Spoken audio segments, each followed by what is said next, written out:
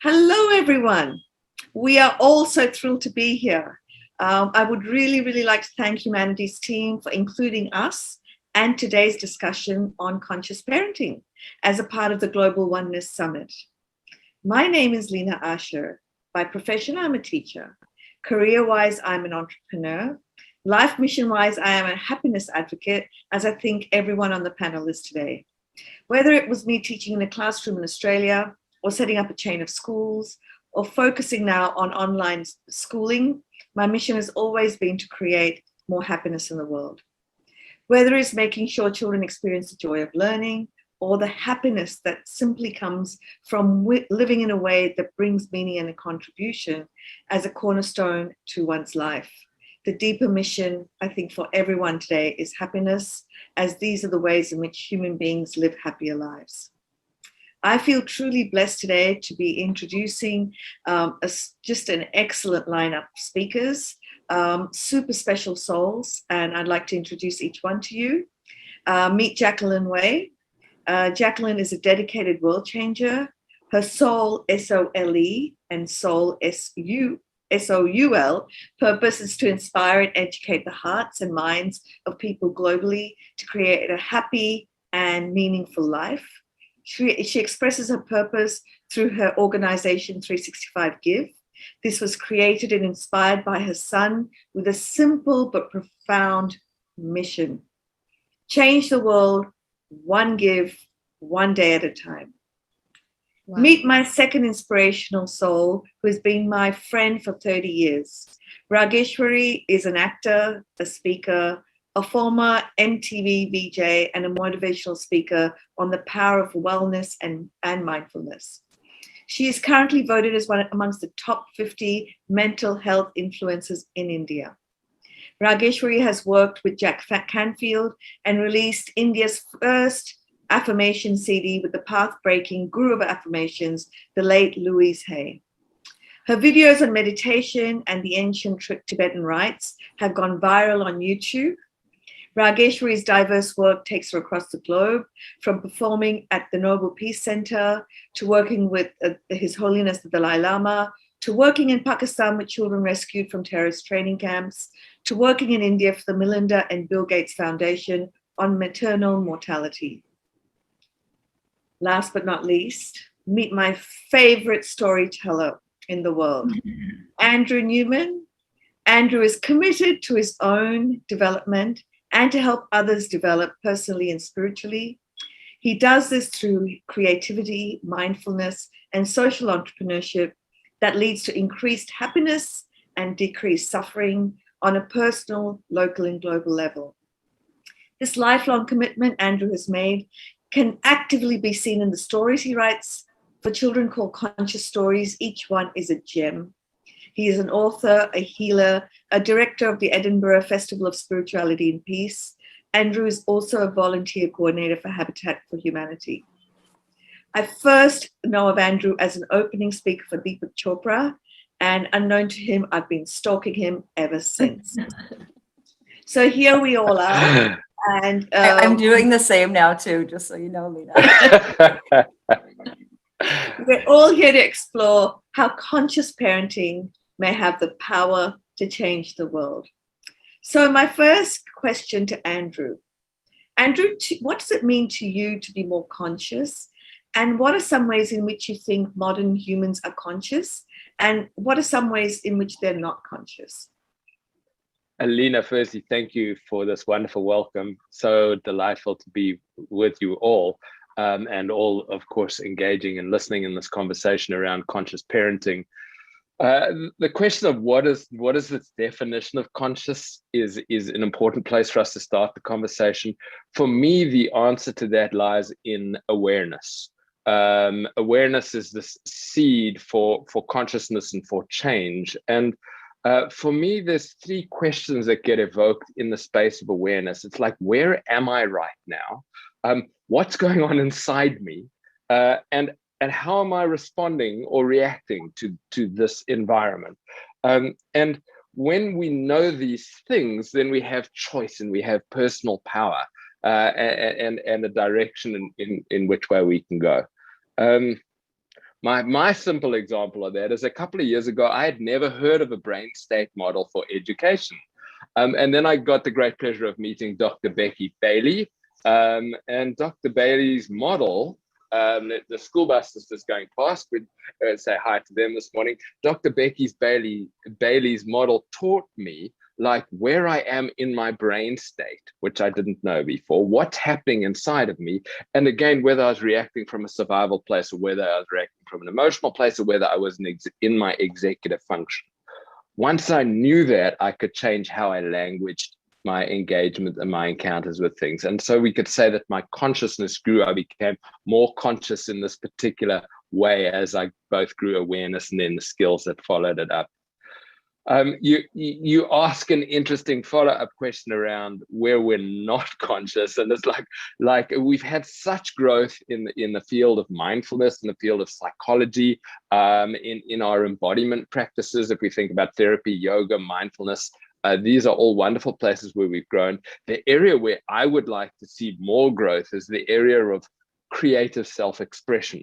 That for me has been life-changing, and it's a place when I'm talking about the non-violent type, I'm talking about the non-competitive creative expression, where I get to have my uniqueness come out in the world, you get to have your uniqueness come out in the world, and then because we're all thriving in our own uniqueness, we're also able to support and appreciate and have gratitude for each other around us. Wow. So Jacqueline, have you got anything to add to that? I was going to say, we're done. We can go now.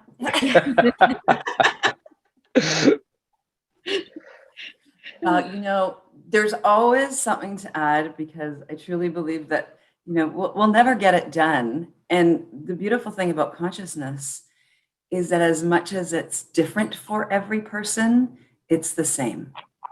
And I always say this, is it's the common thread that includes all of humanity, every person on this planet, and that would be love.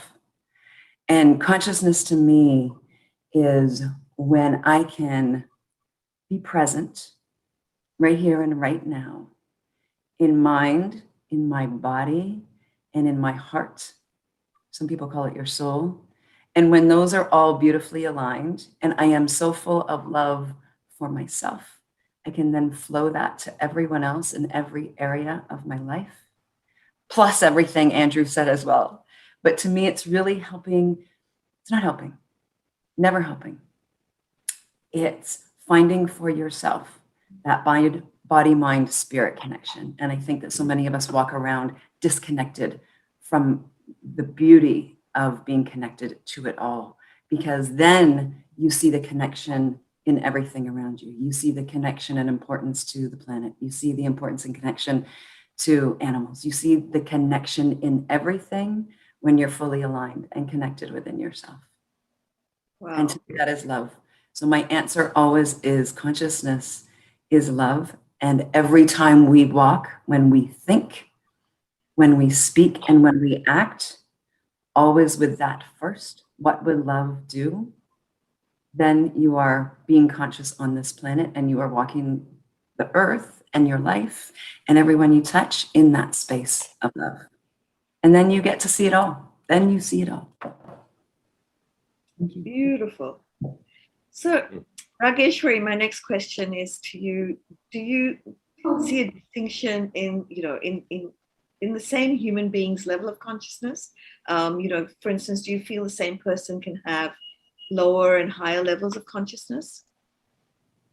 Absolutely, Lena. Firstly, I'd just like to say a big namaste, assalamu alaikum, big hello to everybody who's watching us. Thank you so much for having me. Lena, it's always wonderful to chat with you and your wonderful friends. So that question, it immediately brings me to our conversation when I was a pop singer in India. And Lena asked me a very interesting question, because I would do a lot of events for Lena. What do you think, Raga? What should we do with a criminal? And at that point, I said something that I wasn't too proud of. And today, I'll tell you something very different. So levels of consciousness, it's so interesting with every person differently for sure. But even as a person, when you evolve, for example, you take a criminal and you ask different people, what should we do with him? You take a community, you take different people from different country, and then someone will say, hang him. Someone say, lock this person up. Someone say, cut off his legs and feet. Can you imagine? Some people would think that. Some people say, I really want to research about his childhood. How did this person become a criminal? Well, some people will say, can we rehabilitate him? Huh? Can we let the family know, hey, can we just give him a lot of love? Can we nurture him? So this is a very clear example how conscious you are, how evolved you are. And that's why for me, one of the greatest mindfulness, consciousness gurus, and we don't speak about him enough, is the father of our nation, Mahatma Gandhi. Because he had a breakthrough quote who said, every saint has a past, every sinner has a future. That instantly tells you that if we can rise above and just understand that, hey, we're all moving towards the light, we're at different levels, we will actually relieve ourselves of all the pain that we go through, that this man hurt me or this woman hurt me, and why did my colleague say this?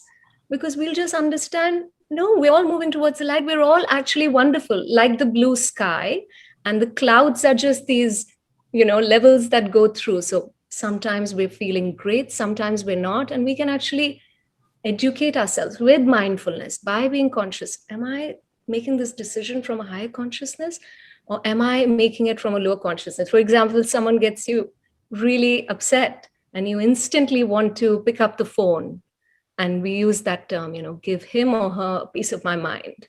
We say, no, sleep over it. As our grandparents or our parents very lovingly would teach us, no, sleep over it. That's higher consciousness, right? And then in the morning you wake up and you say, I don't feel so bad anymore. I really don't want to give him or her a piece of my mind. I want to say something that will probably help me feel better and guide him or her to heal the relationship. When I worked in Pakistan with children rescued from terrorist training camps, I met 7 to 8-year-olds. Now, these were children who were rescued, and we're meeting them after they've been rescued. Wow, they have a potential to change their life. And if sadly those children were not rescued, fast forward to when they would be 17, 18, and what they would do, and then if they were to be caught, and how we would judge them. So a perspective like that can truly change us and make us non-judgmental and go towards the beauty that Andrew talks about it through his stories, through what Jacqueline talks about, that it's basically kindness and love, but it's a beautiful journey that takes us, like I said. So my answer was not too inspiring when I was into MTV and music. But today, I believe in rehabilitating someone, talking about their childhood, getting to know how did this person become who he or she is. So interestingly, that's where my whole interest in working with kids comes from this, a lot of study of, people who've gone out and done horrendous things in their life as an adult, and you go back to their childhood and their triggers, and it's just amazing that some of us had great circumstances surrounding us, unconditional love and acceptance and feeling worthy, and others haven't. So that leads me to my next question, Jacqueline. What does actually conscious parenting mean to you? So I'm going to take a step back based on what you just said as well, is what conscious parenting isn't first.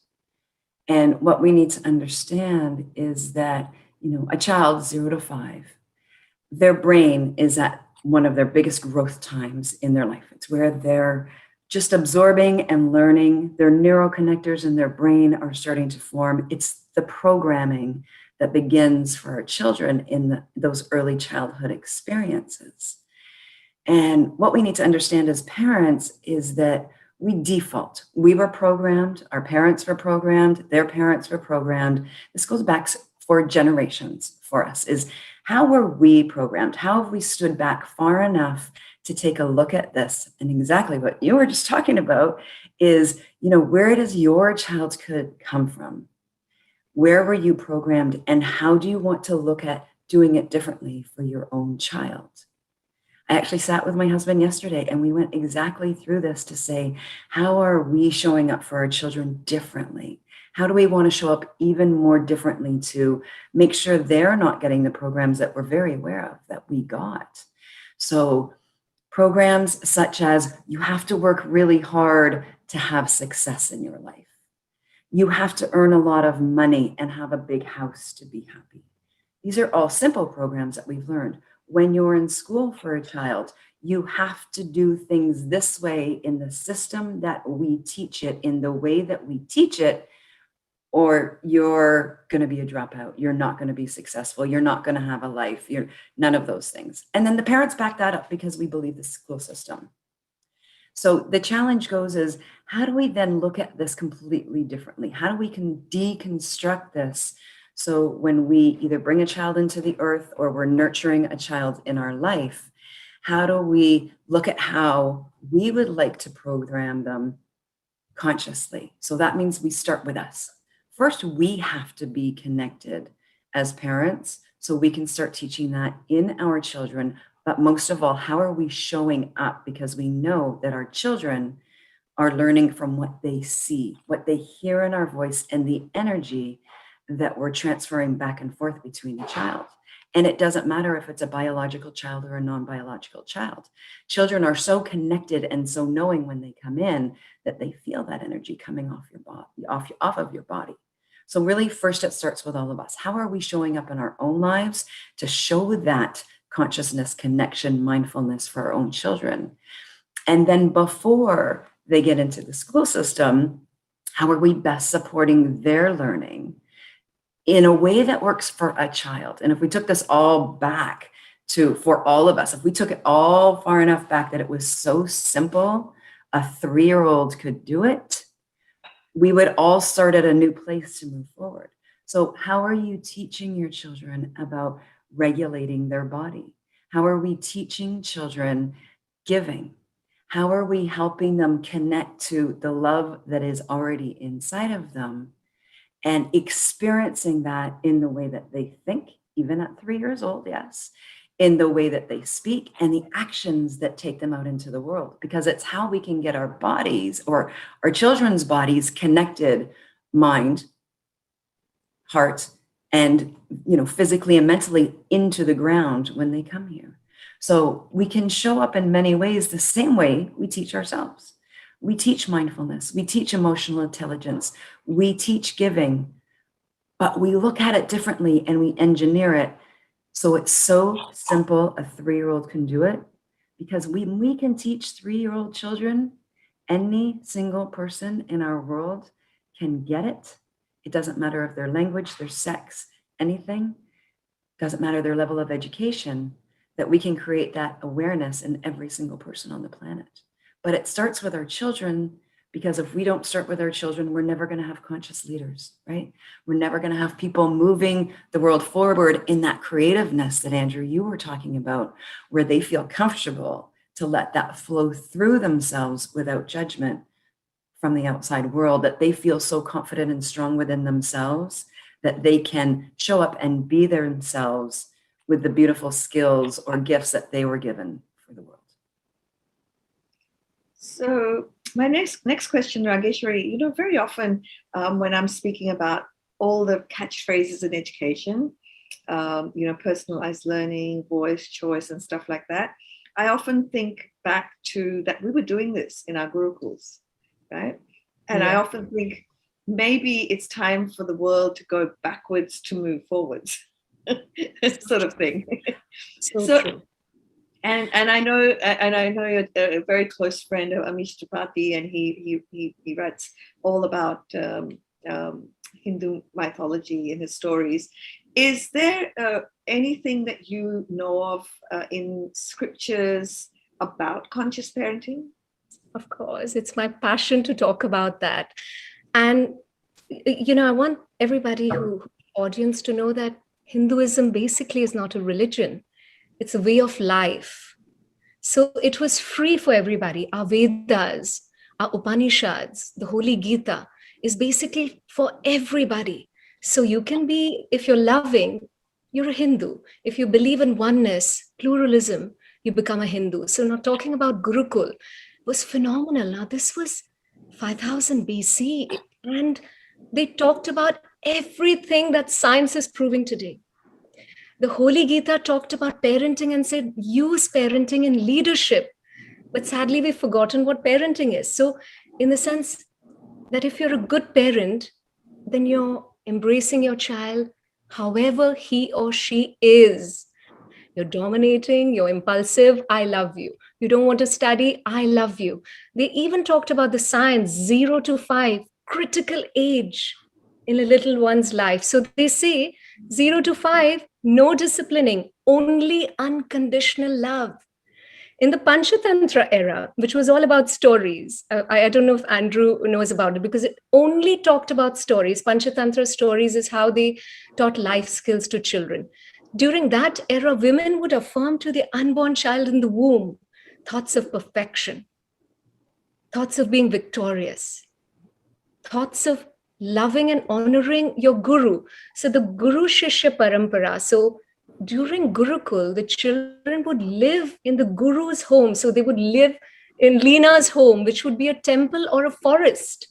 And the Guru would not take a penny. There was no energy exchange except respect and love. And it came from a true place, because only if the Guru would accept me as a student, I would be there. And then we had this very honorable, deep, respectful bond for life. So that was the Gurukul. And they talked about motivation, but on an intrinsic level. So if you want to excel and if you want to peak in your potential, it's got nothing to do with grades. It's got nothing to do with pleasing your parents or pleasing the Guru. It's got to do with you. Why? Because I'm going to now use my expertise, my vocation, to be of service. Exactly what kindness. Today, Harvard research talks about kindness. So Gurukul was so forward thinking. We move ahead to Chanakya Niti, one of the greatest teachers who wrote about, Chanakya Niti, talks about education for children in such a beautiful way that 0 to 7, give them unconditional love. That's all the brain needs. That's all they need to know, that this is my safe place. No matter what, I am loved in this home, in the arms of my parents, no matter what. And after the age of 7, you can then start to teach them that this is how you will study, what are your interests. Until then, treat them that this is a yes world. And we lost that. Our schools were all about Gurukul, where children would close their eyes and meditate if they had issues and problems. And then we had the British Raj that came and said, what? They have schools where this is what children are doing? How can we ever rule a country where they're building the power in between, right in their souls, right in their minds, that the kingdom is within? You can never break that person, right? Because the person is intrinsically thinking that I have self-worth, I am invictus. How can you ever break that person? So that's what they did. One of the first things the British Raj did, interestingly, I live in London, teaching this to my British friends, and they said, change the education system. And then they, created it into a rat race where you're just listening to the teacher and not really challenging the opinions that I now must have grades to impress my teacher. And then it was ego driven. And now Leena's changing it, and changed it in a big way, right? And we're all taking baby steps towards it. So the Indian scriptures only talked about parenting in a very, very huge paradigm.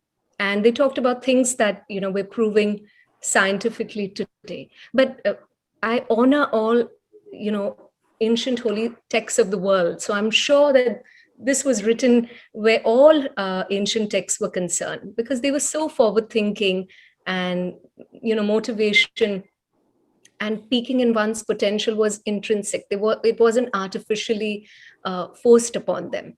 So definitely, automatically you aim towards higher thinking. So now that I'm building a new curriculum, I'm using the modern day Panchatantra author, Andrew, I'm using his books for character mastery.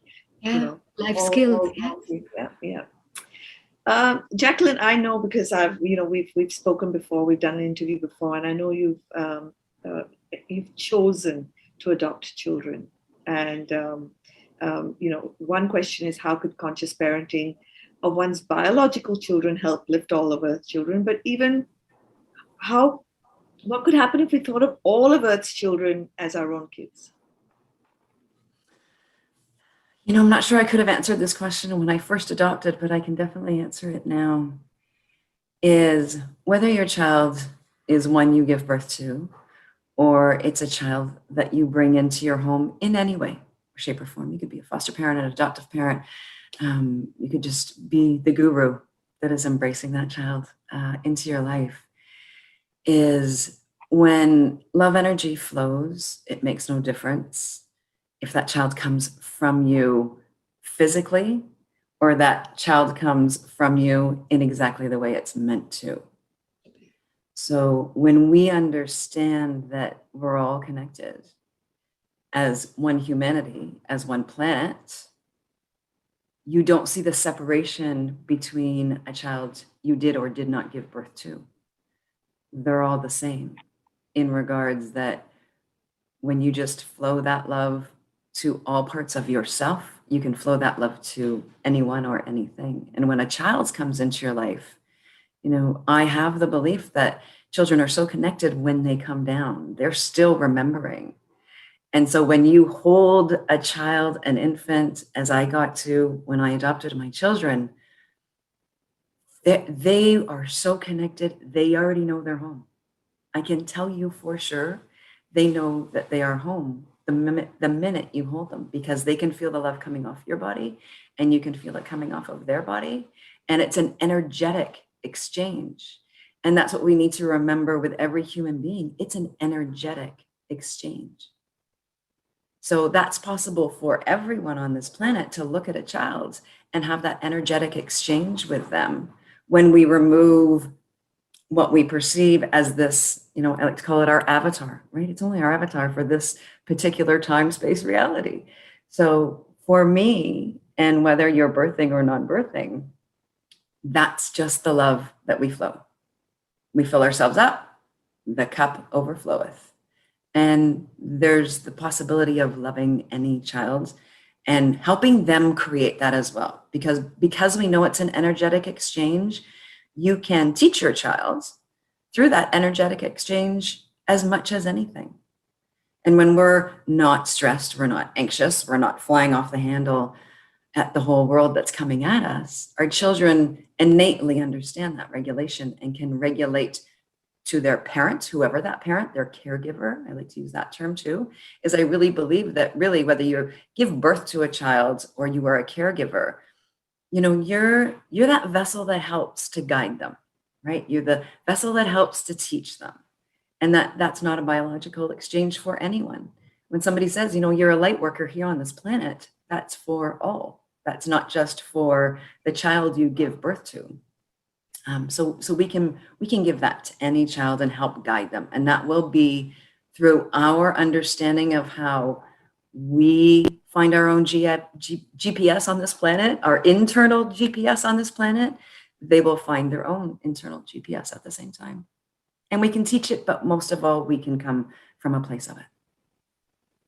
Andrew, how do you think if we thought of all of Earth's children as our own, and this is something that sort of I keep asking myself, how do you think the world would be different, like in Afghanistan and Syria?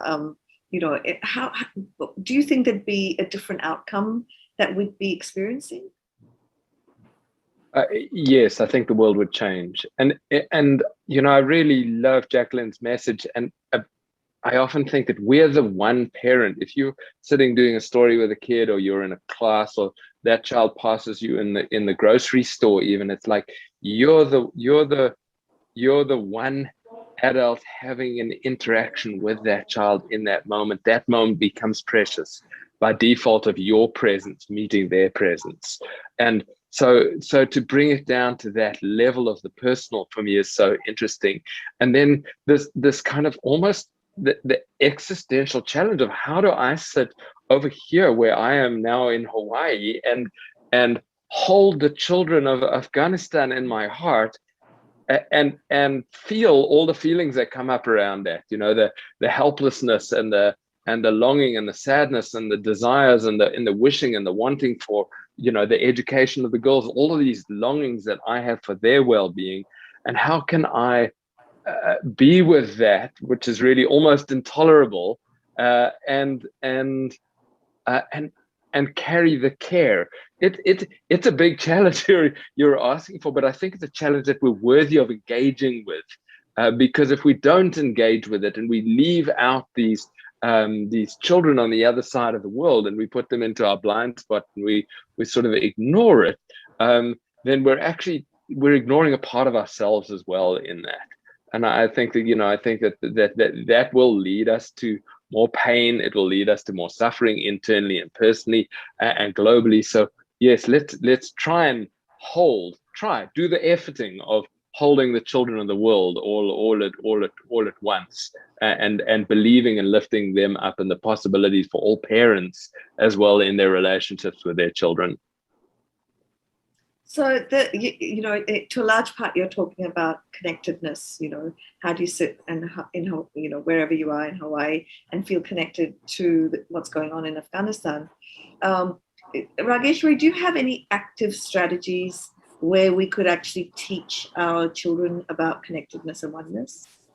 Oh, I have a very, I don't know if you'll agree, but I feel, Lena, we can't teach our children anything, especially 0 to 7. They know it all.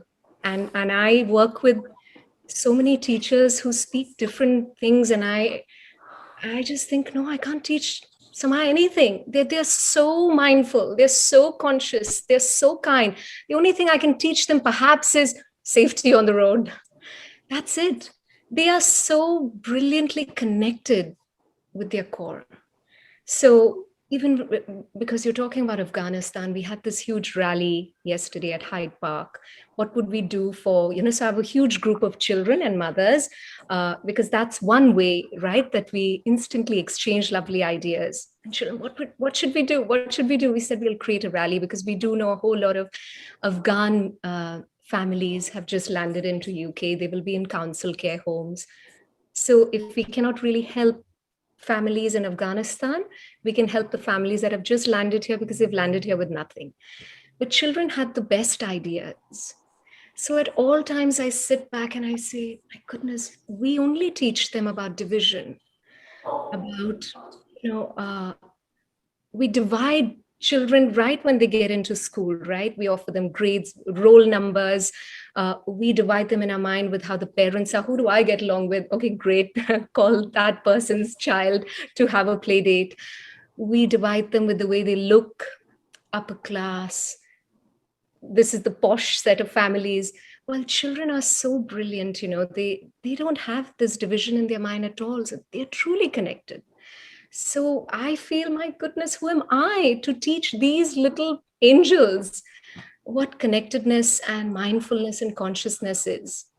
What I can do is step back, keep my ego aside, at all times say, you are my guru, my little one.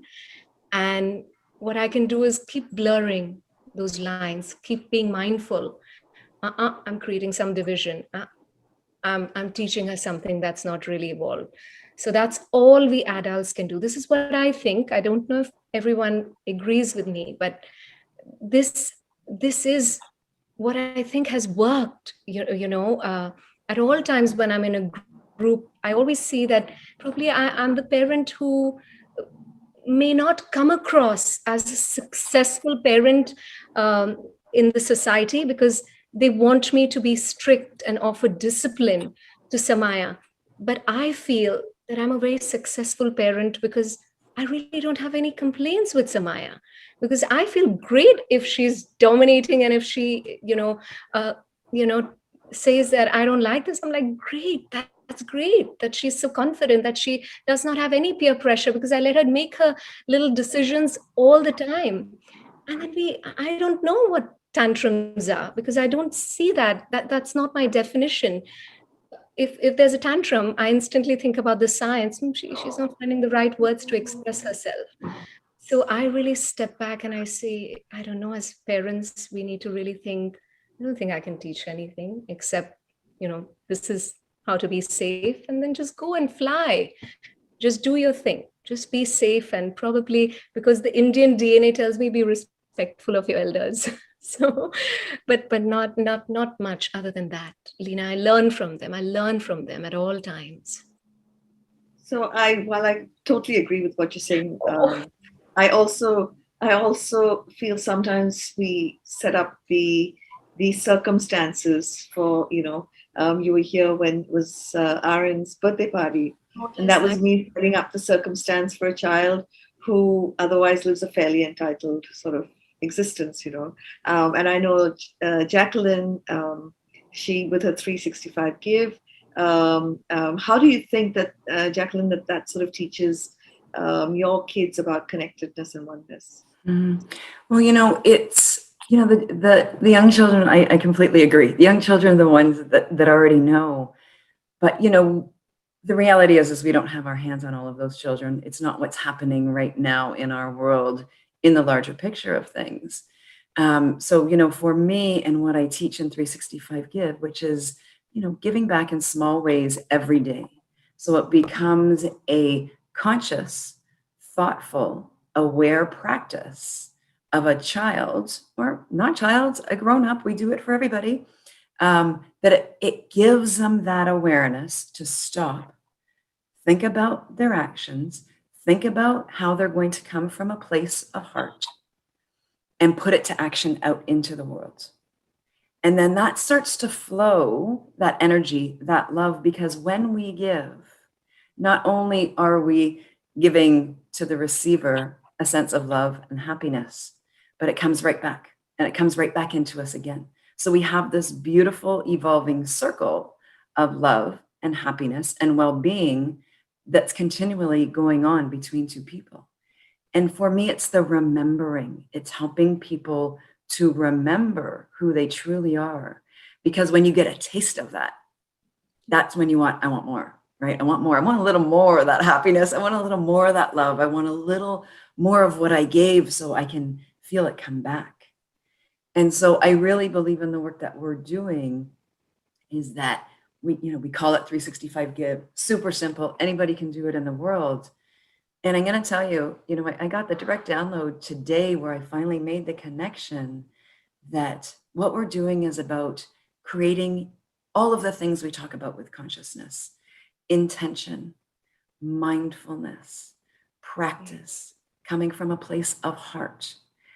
So simple, so easy. It's for every person on this planet.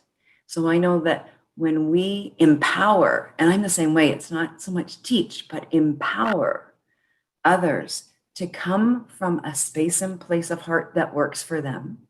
So that may be being kind to other people, but for some people, it may not be. It may be for the planet, taking care of our planet, taking care of animals.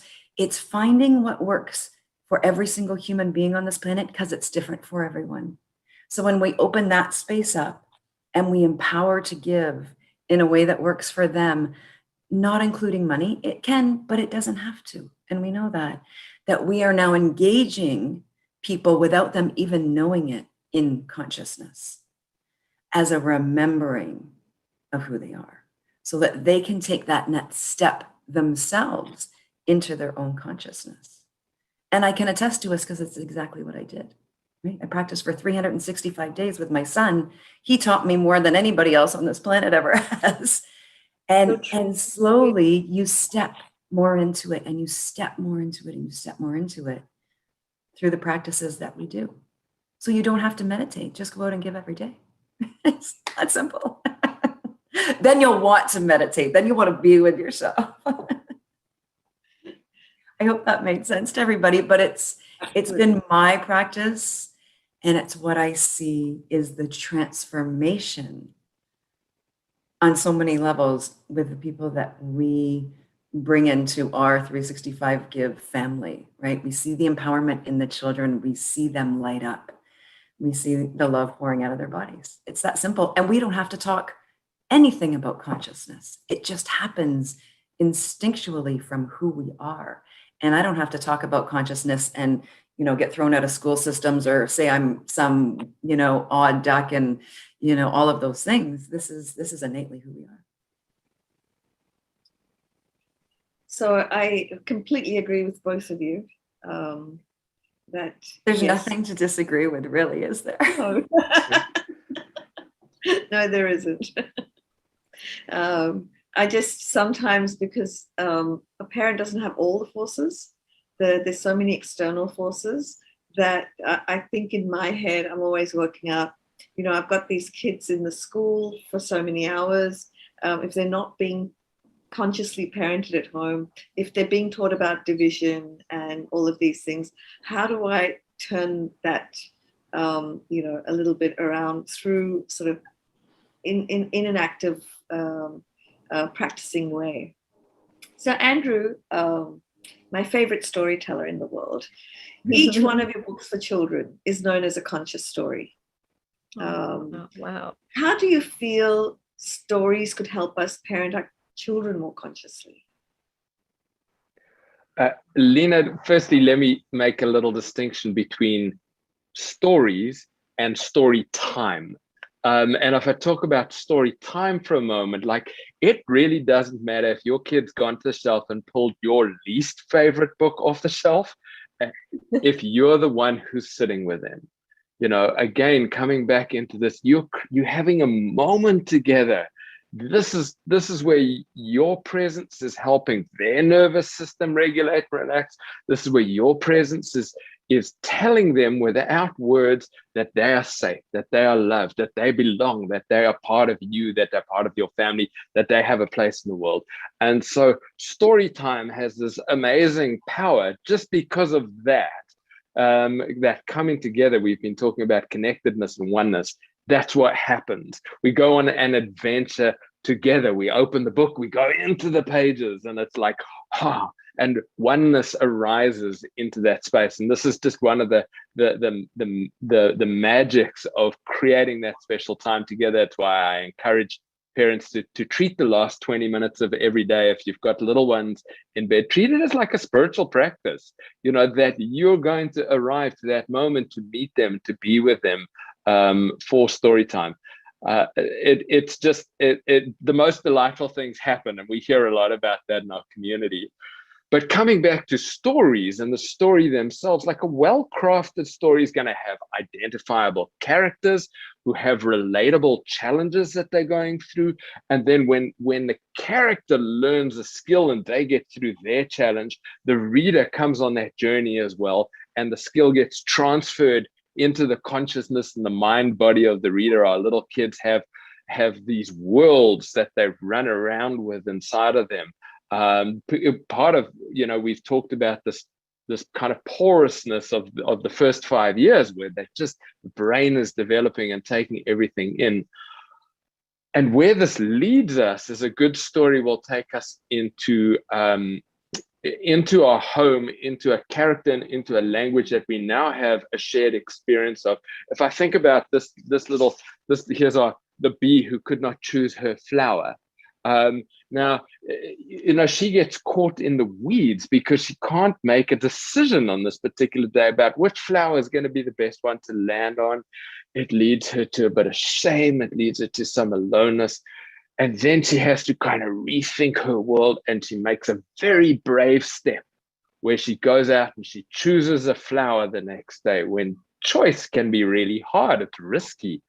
But when she chooses that flower, she has a great victory. She gets a whole lot of pollen. She feels included in her tribe and her hive of bees.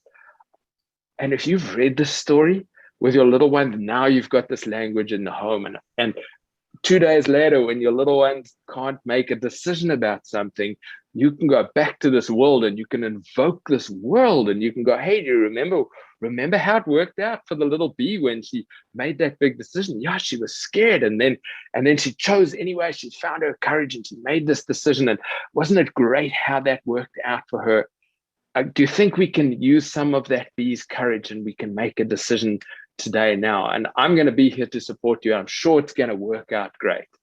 and the story comes to life in a way that can become a tool, and the character comes to life in a way that it's an ally, and your kids can move through very normal challenge of decision making and feeling the risk of it and having the anxiety inside. I might get it wrong, but we want to just be able to take story and let it build these worlds and teach these lessons. I love the references we've had to the early and the oldest spiritual teachings of how we've told stories and parables for years and use that as a way that we can learn and enliven and enrich our lives as parents and carers.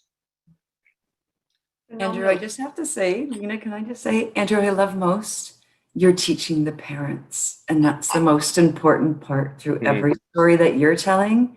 The children know, but you're teaching the parents. I so love that. Which gives us opportunity for this restoration of,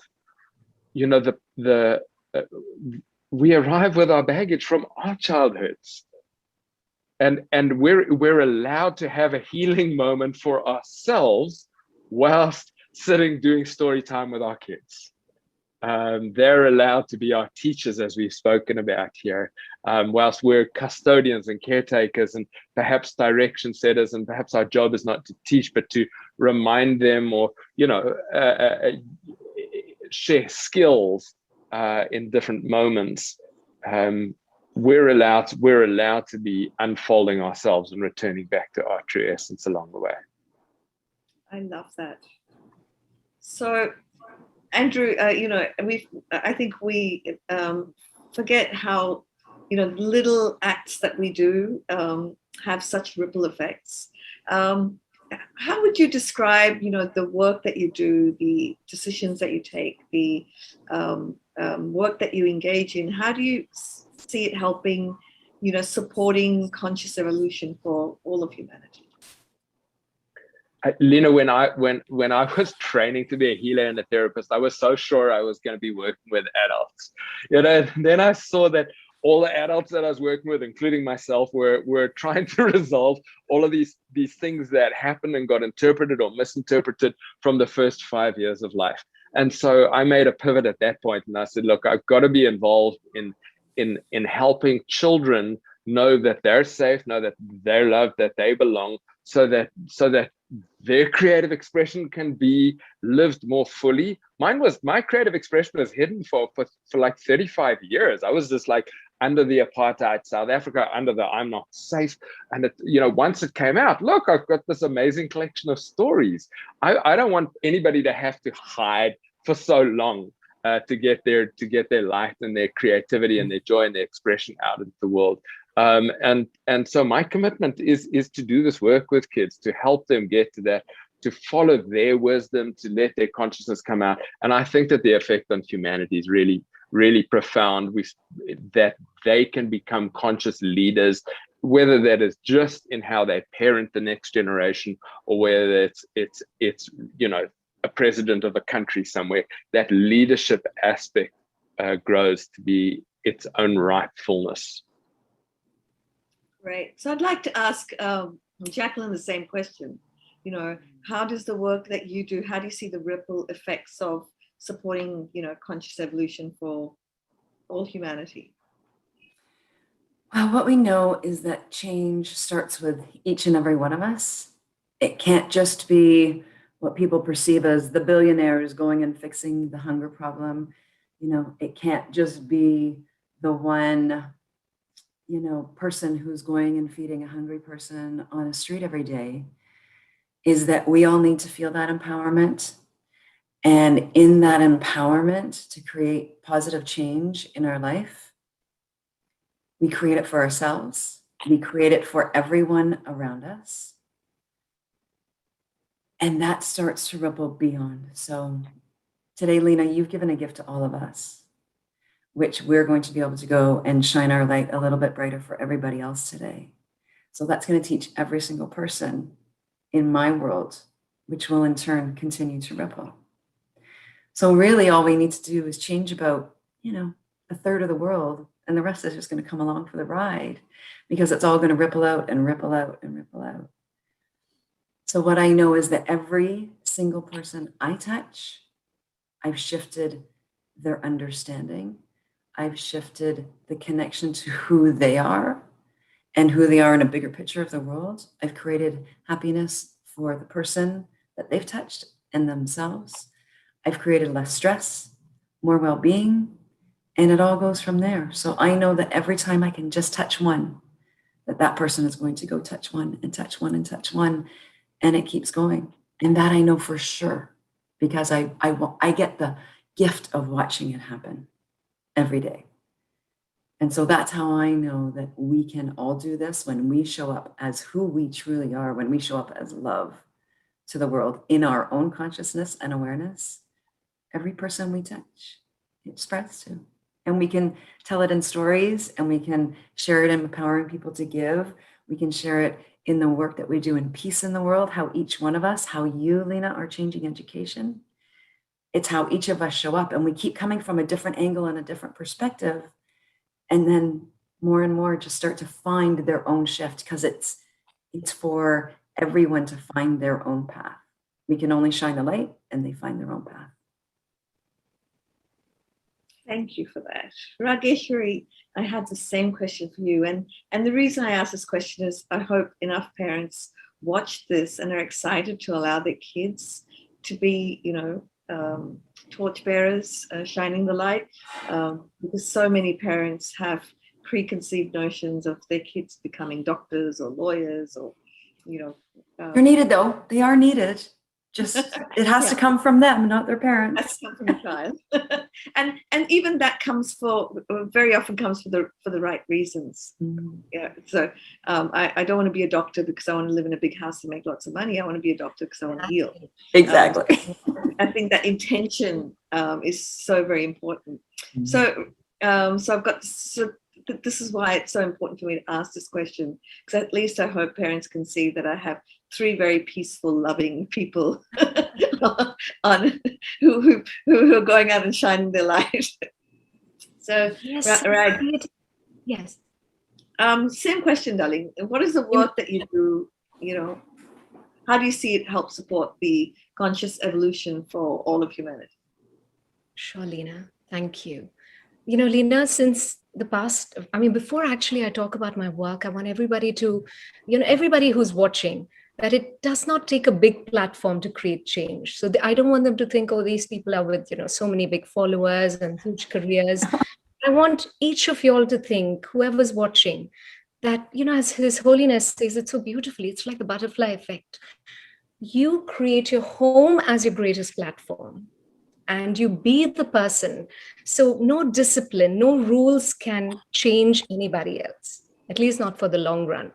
But if we truly become that, and that's the only reality Samaya is exposed to, then she becomes what I want her to be. So I have to be grateful, show up with patience when I'm walking around, show up mindfully, truly be mindful, conscious, loving. And if I want her to be brave, then I have to show up with being brave in the decisions I make. And very few parents parent from the present, and very few parents parent without fear. So conscious parenting is a long journey, but what we can start with is, can I just live in the present? That means forgiving my past and having no worry about the future. And then just being fearless, because that comes naturally. Talking about my work, Lena, 20 years back, it all changed.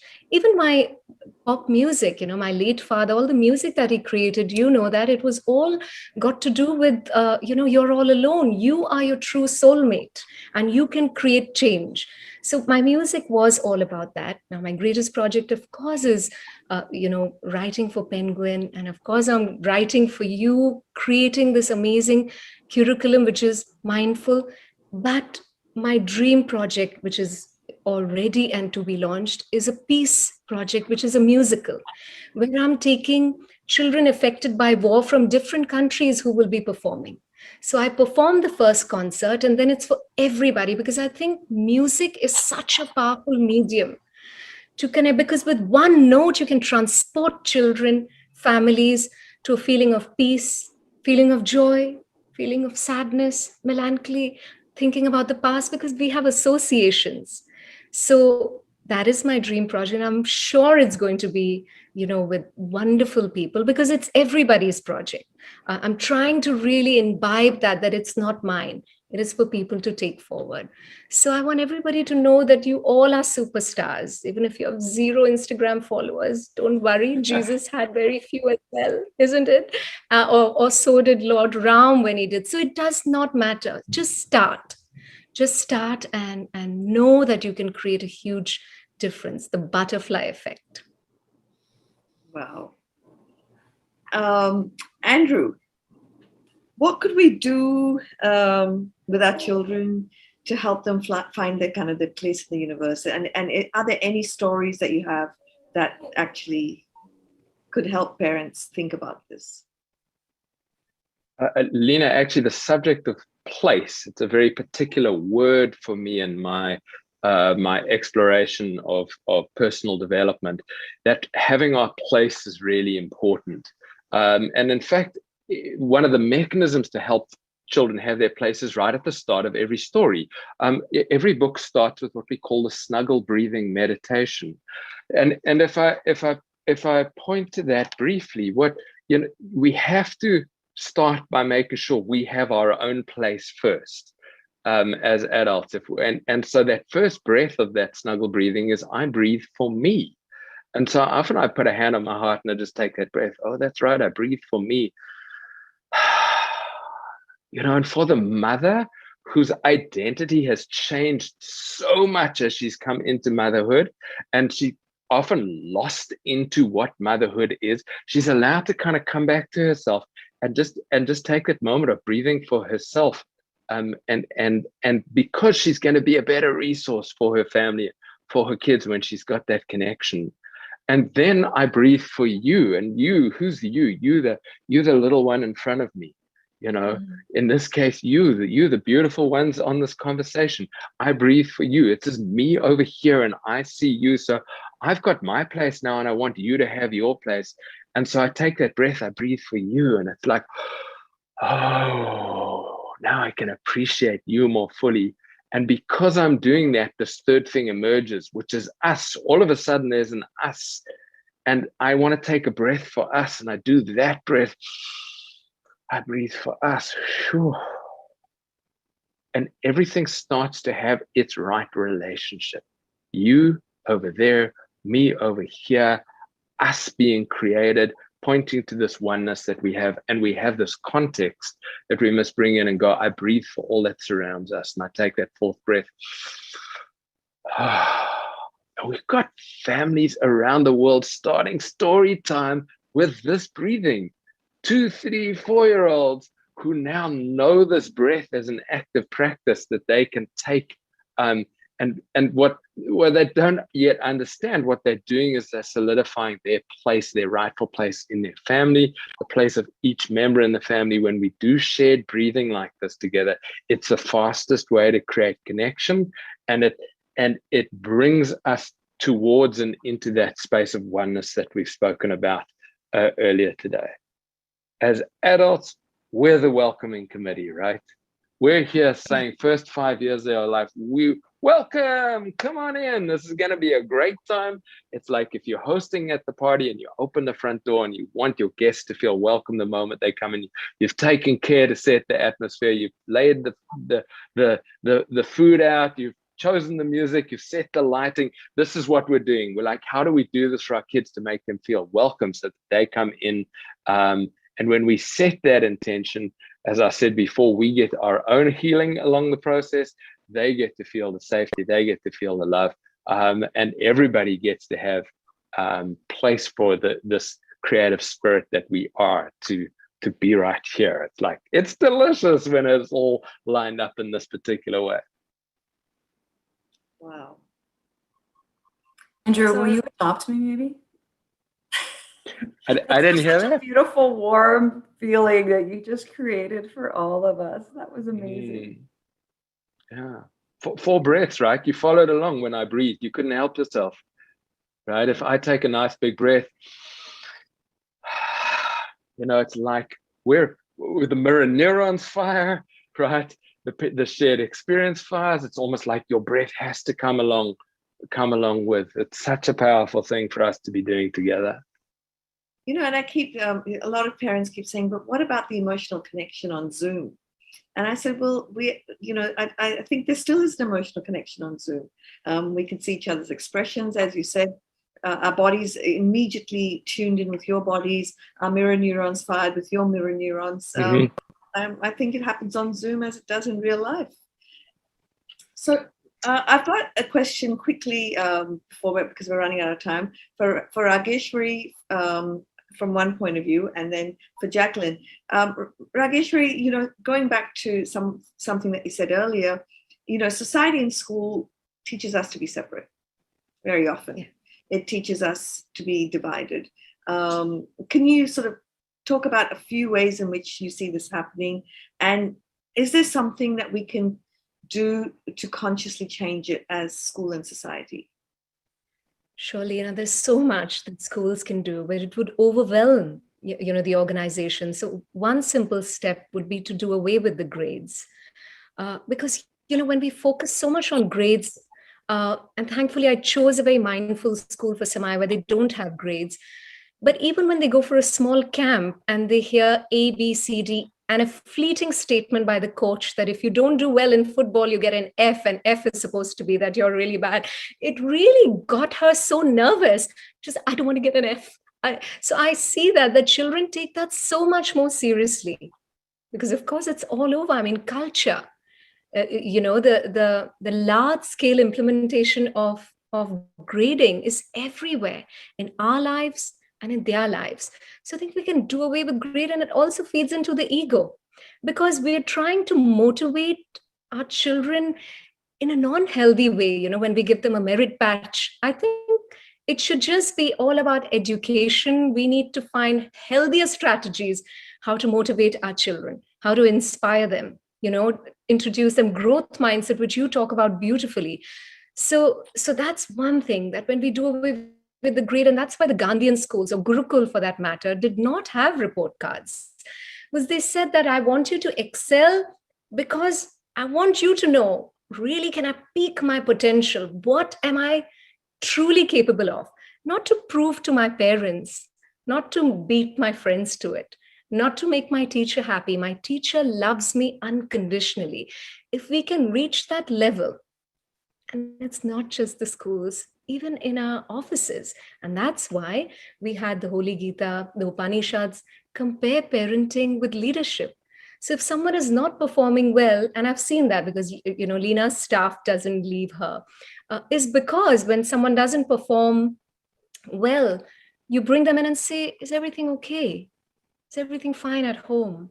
So you show up with kindness, that is everything okay? Because, you're so motivated and inspired at all times.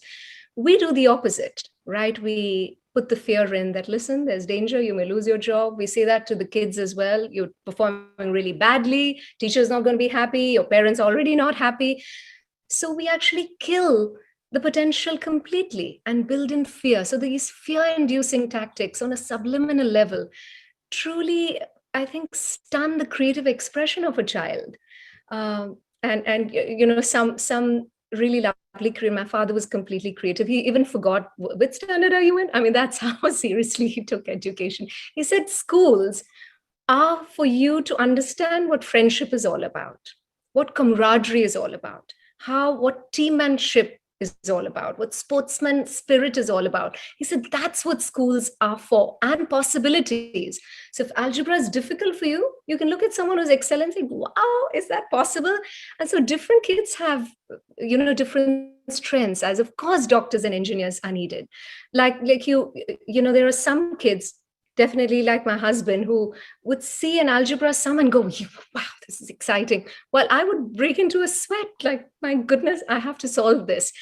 And I wish I had nurturing teachers who would say, it doesn't matter. So it was only thanks to my dad and my mom who said, but you're a performing artist, and so no worries about doing well in your report cards. So thankfully, I could really follow my dream and follow my bliss. So Andrew, everybody loved your, what's it called? Snuggle breathing. Yes, Snuggle breathing. Yeah. So my question to you is, of all the books you've written, which is your favorite conscious story and why? The hug who got stuck. And the hug, because I don't know if you know this, but like deep inside your heart, I don't know if you know that deep inside your heart, there's a hug factory that's like right in here. And this, and that in this story, there's a little hug trying to get out of the hug factory, and it gets caught in the web of sticky thoughts. And it's like, and the whole world gets gloomy, and then everything gets stuck, and it's like the little hug is just needs some help to get out. When it gets out the world, it's free. And you know, I love this story because it's just so relatable for me. It's like we heard the other day from this family. It's amazing. Their 2-year-old comes into the room and says the parents who are having a bit of a head-to-head, they're like, have you got a sticky thought? It says, they come sit down now. We're going to breathe and meditate. I'm like, oh, thank you. It's like so great that happens. And you were talking about Zoom and connectiveness. This is the story that I've read the most over the last years in COVID. And we always end story time by kind of like making, like, who we making hugs for? You know, maybe it's someone we can't see. Maybe we haven't been able to connect with them. And what type of hug we're gonna make? I'm like, I want a jelly bean kindness hug. Okay, jelly bean kindness hug. And then we can rub our hearts, and we can Zoom hug them out into the world, and we can send hugs across the world. And truly, the effect of being sitting sometimes by myself, but with a group of like 30 or 40 kids on Zoom, and getting all these hugs flowing, it's like, oh, I feel so much better. My day's going better. My hug meter, which is the end of the story, has got this hug meter. I know where I am. I've got awareness. I can measure. I can locate. I can say, you know what? I think I just need some more hugs. Or I've got enough hugs today. I'm feeling full, and my heart is ready for the next thing in my life. Woo. So we're out of time. We've had such a fascinating conversation. Jacqueline, my last question to you, and then if Andrew and Rageshwari want to add a couple of lines, we've got to keep it really short. If every parent were to parent consciously, what changes could we possibly see in the way humanity and we all experience life? I have a one-word answer for you. Everything. Everything. Peace, love, no one to go hungry, everyone to have what they need. Everything on this planet would change. We would create a better, happier, transformed world together. It's that simple. Andrew, you have anything to add before we jump off? Or just to say, I'm in on that. Yeah, I'll be reaching out to you on that one. When you and I can chat. Rageshwari, anything to add? Mahatma Gandhi's quote, you know, where there is love, there will be life, true life. And so then we'll truly understand what living is. Yeah, it'll be beautiful. Thank you, all of you. Andrew, Thank you. thank you. Jacqueline, thank you. Rageshwari, thank you. Can I do one quick little closing with you all? I think I've done this with you, Lena. If everyone can put your hands together. Just rub the energy so you feel the energy starting to get going. This is my Zoom goodbye. And everyone's hands up to the screen. I send you love today. I send you light today. And you much love. Thank you. Much love to everybody. Deeply grateful for you all.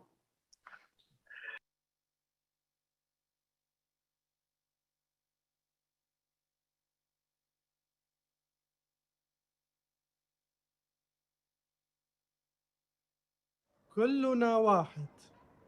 Laura, Humanities Team België. Christine, Humanities Team Canada. We are all one.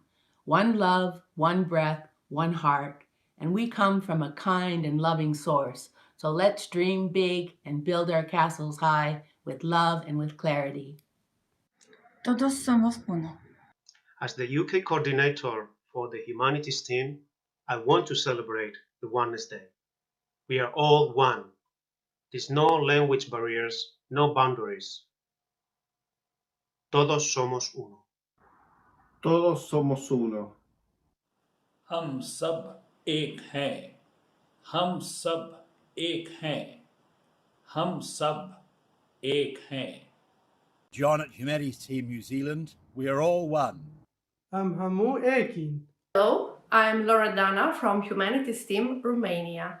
And don't forget, we are all one. Suntem cu toții una. Biz barыбыз bir tuğanbız. Kuday bizni süyöt jana anı menen birügö şıtandırat. Bye. Ruxana, Humanities Team, Bangladesh. Amra সবাই এক. Humanities Team Hrvatska, Saša. Todos somos uno. Todos somos uno. Muraho, nitwa Ladislas Nkundabanyanga, mpagarariye Humanity Team iwacu mu Rwanda. Murakoze. 私たちはみんな違っていても一つです。We are Humanities Team Japan.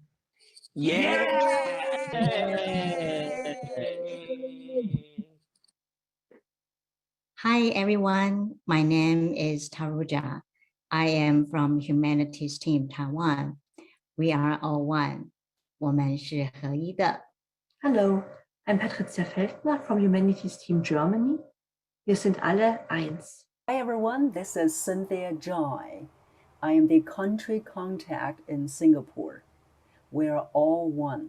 In Mandarin it is 人类共同体.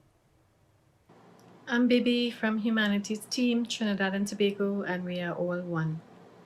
David Mendieta, Humanities Team Colombia. Todos somos uno. Yo soy Natalia, del equipo de la Humanidad Costa Rica. Todos somos uno. Hola, mi nombre es Hien Sun Chu y quiero dejarte el mensaje de que todos somos uno. Hi, my name is Telia. I represent Estonia. Me oleme kõik üks. Happy Oneness Day, everyone.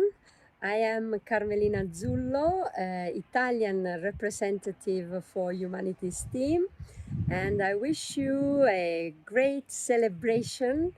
Siamo tutti uno. Komi Biachler fürs Humanities Team Schweiz. Wir sind alle eins.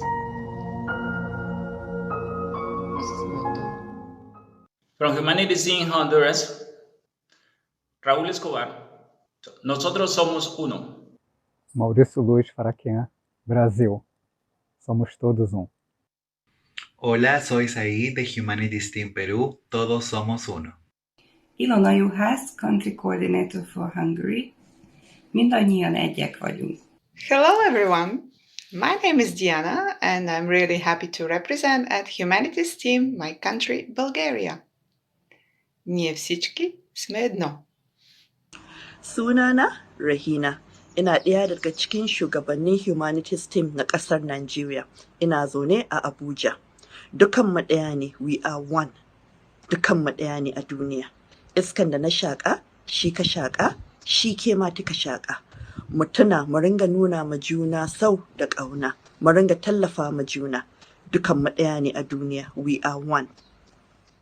Being cannot be taken away by our being.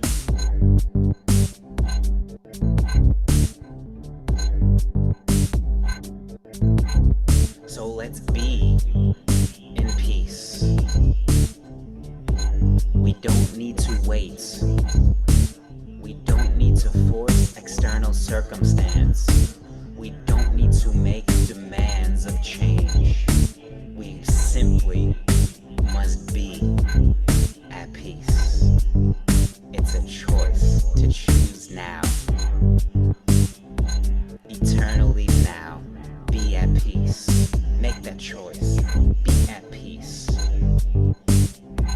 And watch your external circumstance unfold.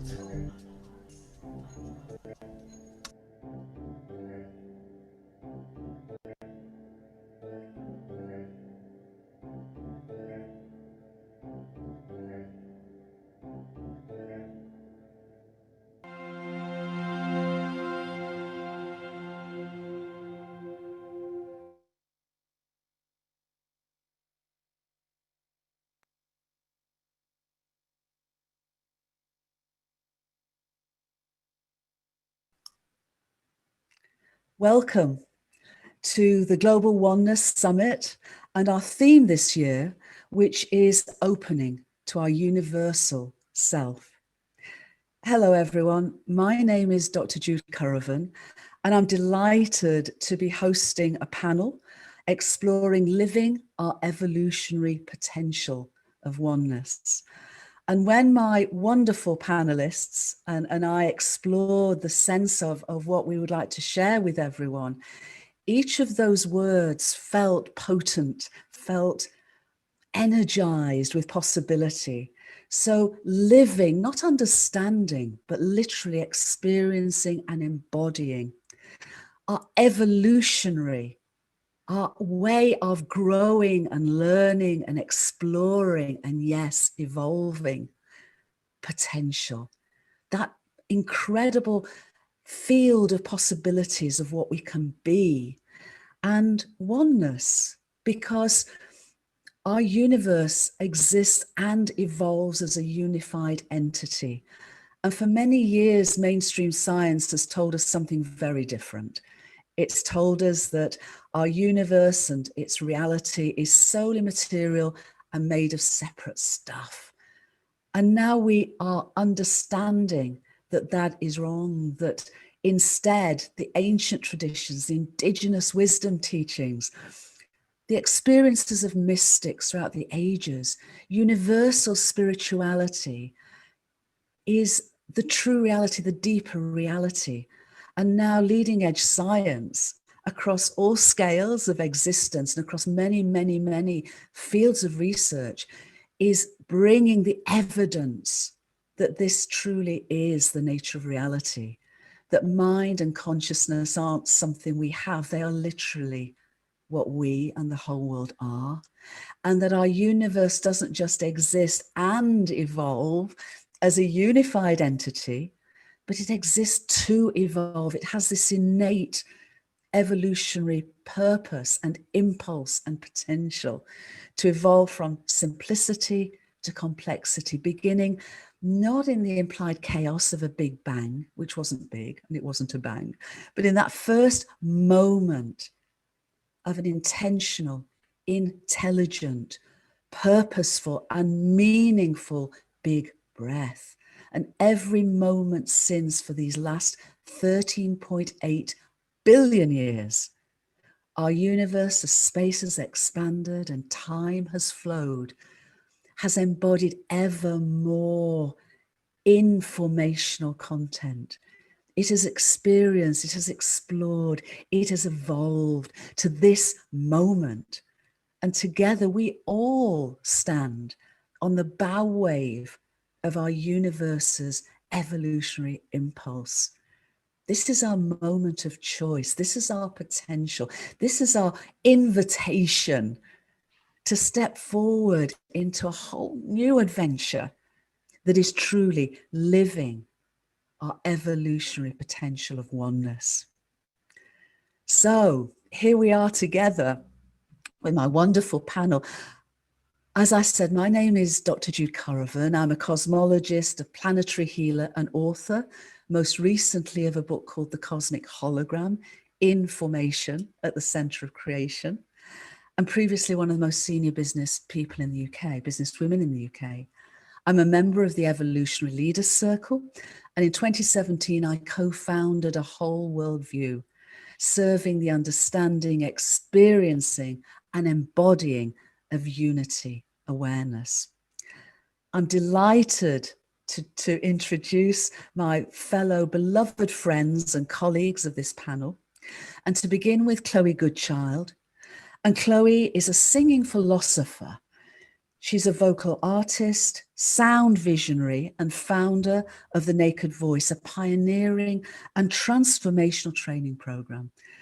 And what that does is to explore the human voice, our voices, as a catalyst of self-discovery, and now providing courses worldwide and online. And Chloe's seminal book, and it truly is, I really recommend her amazing book because it's deeply embodied in experiencing what she teaches, is The Naked Voice. Transform your life through the power of sound. She also has a podcast, The Voice Dialogues, The Voices of Compassionate Evolution, which she launched in 2019. Dr. Julie Kroll is a steward of the new earth, midwifing the evolution of consciousness, whole system health, and a whole worldview. She's an intuitive and integrative health practitioner and psychotherapist, co-founder and president of Good of the Whole and the Dr. Julie Show, All Things Connected, and author of another amazing book, Fractured Grace, How to Create Beauty, Peace and Healing for Yourself and the World. Immanuel Kunzelman is an extraordinary visionary and social activist and wholehearted philanthropist and change agent. The co-founder of Green Heart International, and in 2020 founded Purpose Earth, whose mission is to fund and mentor purpose-driven people and projects with creative solutions to our global challenges. Through Purpose Earth's fundraising efforts already, there are 23 grant awardees in 15 or more countries. Extraordinary work that is really just as its inception and is very much part of bringing our evolutionary potential into its fruition. Michael Linfield. Michael, I find it hard to describe you because you are this transcendental, multidimensional being of light. Also, a highly regarded consultant and coach with almost half a century. I mean, you're a child. You do not look as though you have half a century under your belt with this, but of international experience to unleash the creativity of the human spirit, and again, to meet the urgent need and call of our times. Michael is the author of yet another amazing book, The Dance of Change, an eco-spiritual approach to transformation. Co-founder of the Science of Group Work Initiative, Michael also serves as the board president of the Meditation Mount in Ojai, California, and as a resident member of the Community of Living Ethics in Italy. And finally, Doctores, Anne-Marie Verhoeven is founder and strategic connector of the Hague Center for Global Governance, Innovation and Emergence.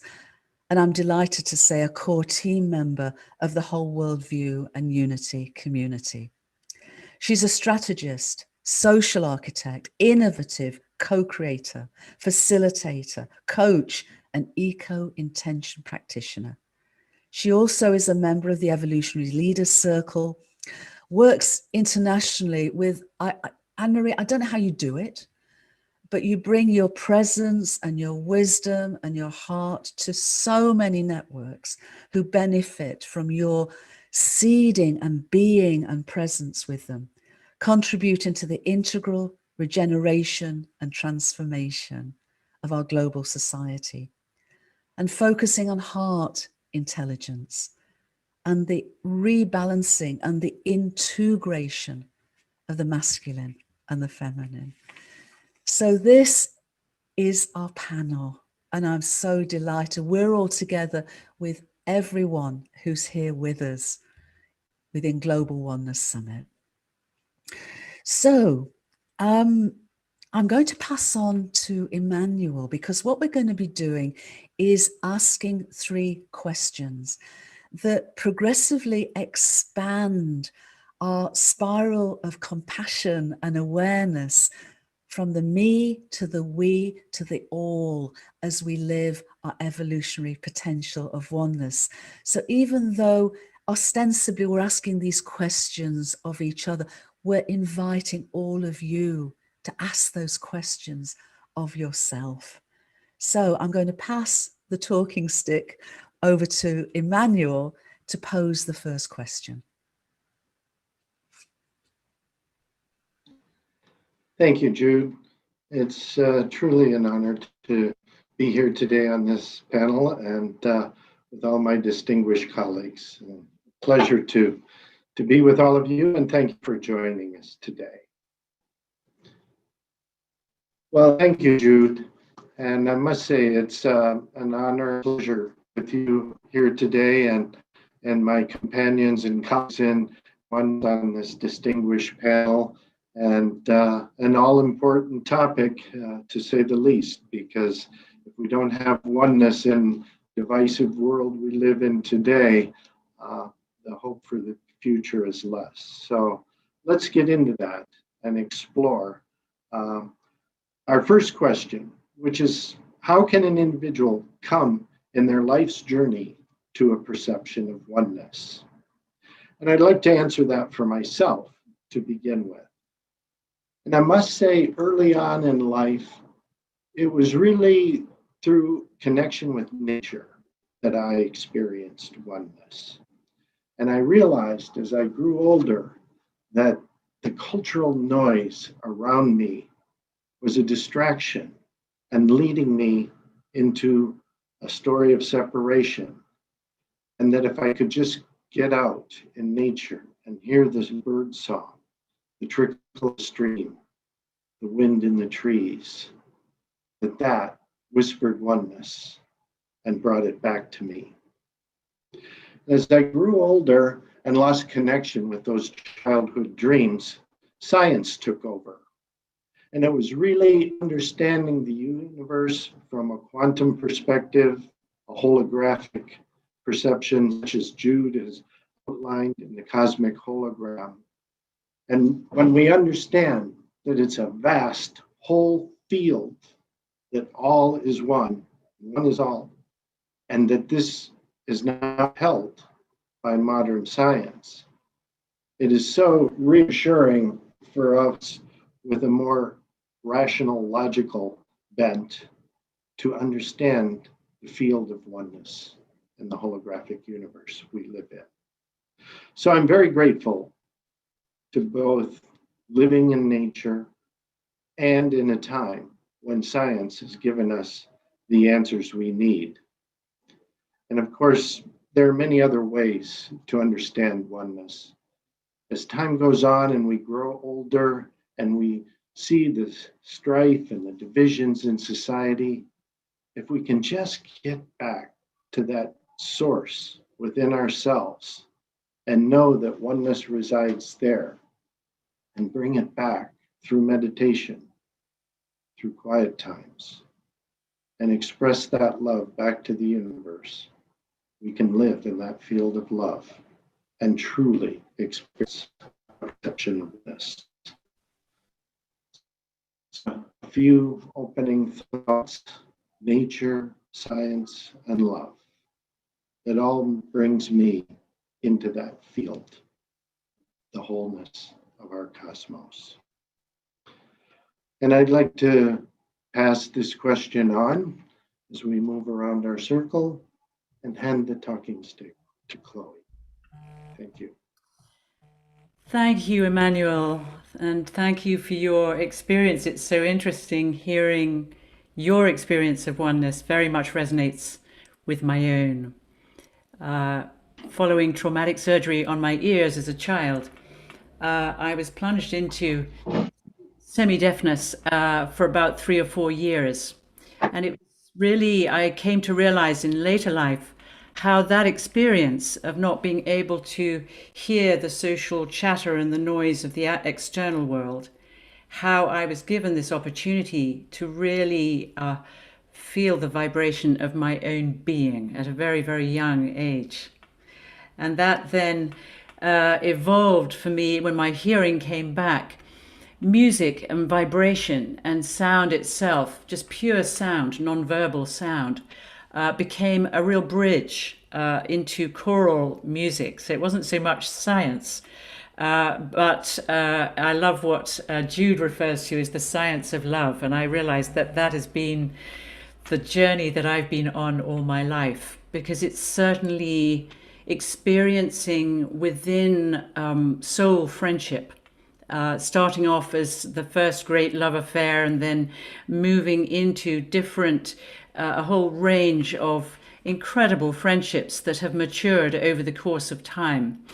And alongside that, and my own musical development and exploration of choral music as a field of sound, I found that I had to leave the Western world and go to India and to the Eastern world in order to really arrive somewhere where I'd never been, where I experienced this, what in the musical philosophy of India is what is called the unchanging sound, or sound before sound, the Nada Brahma, the inner sound, the primordial sound. And that suddenly meant that all the music I'd been taught at Cambridge and everywhere else, glorious choral music of the whole Western tradition, suddenly was simplified into this one unchanging note. And it was that identification with that one unchanging note that really connected me with the spiritual philosophy of being, which led me to an experience where the egoic mind itself disappeared for a period of time. And that was really my first real sense of what oneness is, that sense of that unchanging presence that exists everywhere and from the deepest within to the deepest without. And so I feel very, very blessed to be sharing that with you and sharing how music really for me is the ground of that oneness, the ground of consciousness. So I'm now going to hand the question on to you, Julie. Thank you, Chloe, and thank you, Emmanuel. Wow, and thank you, Jude, for this beautiful gathering and holding space with us here. Wow, those are exciting entry points into oneness as I listen to your stories, and it's always so meaningful to listen to different people's perspectives. So thank you guys for that. With me, my first earliest perception of oneness began at such an early age with a near-death experience. And from that place, I was 4 years old. And I lived in a family that had a lot of creative adversity that persisted throughout my childhood. And so at the time when my near-death experience happened, I began an ongoing journey of living in both worlds, of playing in disembodied consciousness and communicating with this unified field. Sometimes we call it God, Creator, Source. And as a young child, there was this presence of divinity that I built a relationship with that I called God. And just began to communicate from that place throughout my childhood. And I remember a significant shift in my perception occurred when I was 11 years old, because I didn't understand humanity. I didn't understand why people treated each other the way they did.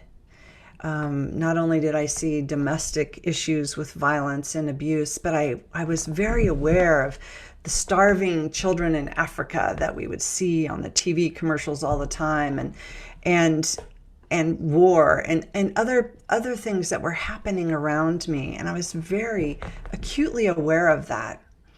And so in one of my conversations with God, I went out into the grass and sat there and said, I don't get humans. I don't want to be here. I just want to go home. I don't like it.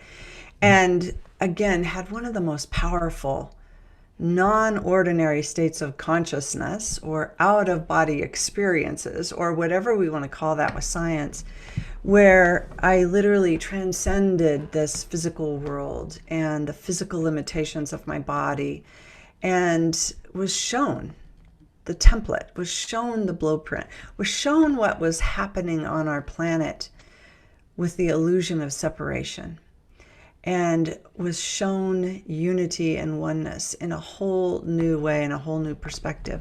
So from that point on, it really opened a lot of my own gifts and vision, and I could see a pathway forward. I could see where we would navigate as a species, as one planetary body. And we'll talk about that more, I'm sure, throughout this time together, but I just wanted to presence that term of one planetary body as we move even toward one cosmic body. And I love the science of love that Emmanuel and Chloe, you both presenced with Jude, giving us that term. So I'll just leave it with there, because I know we'll get to deepen in and then expand, as Jude mentioned. So I'm going to turn this over to Michael. Michael. Thank you, Julie. In the same way as Emmanuel spoke about nature, my first experience of it landing inside my body was when I was farming in the west of Sweden. A small group of us had left Stockholm, and we went to study with this old Swedish farmer.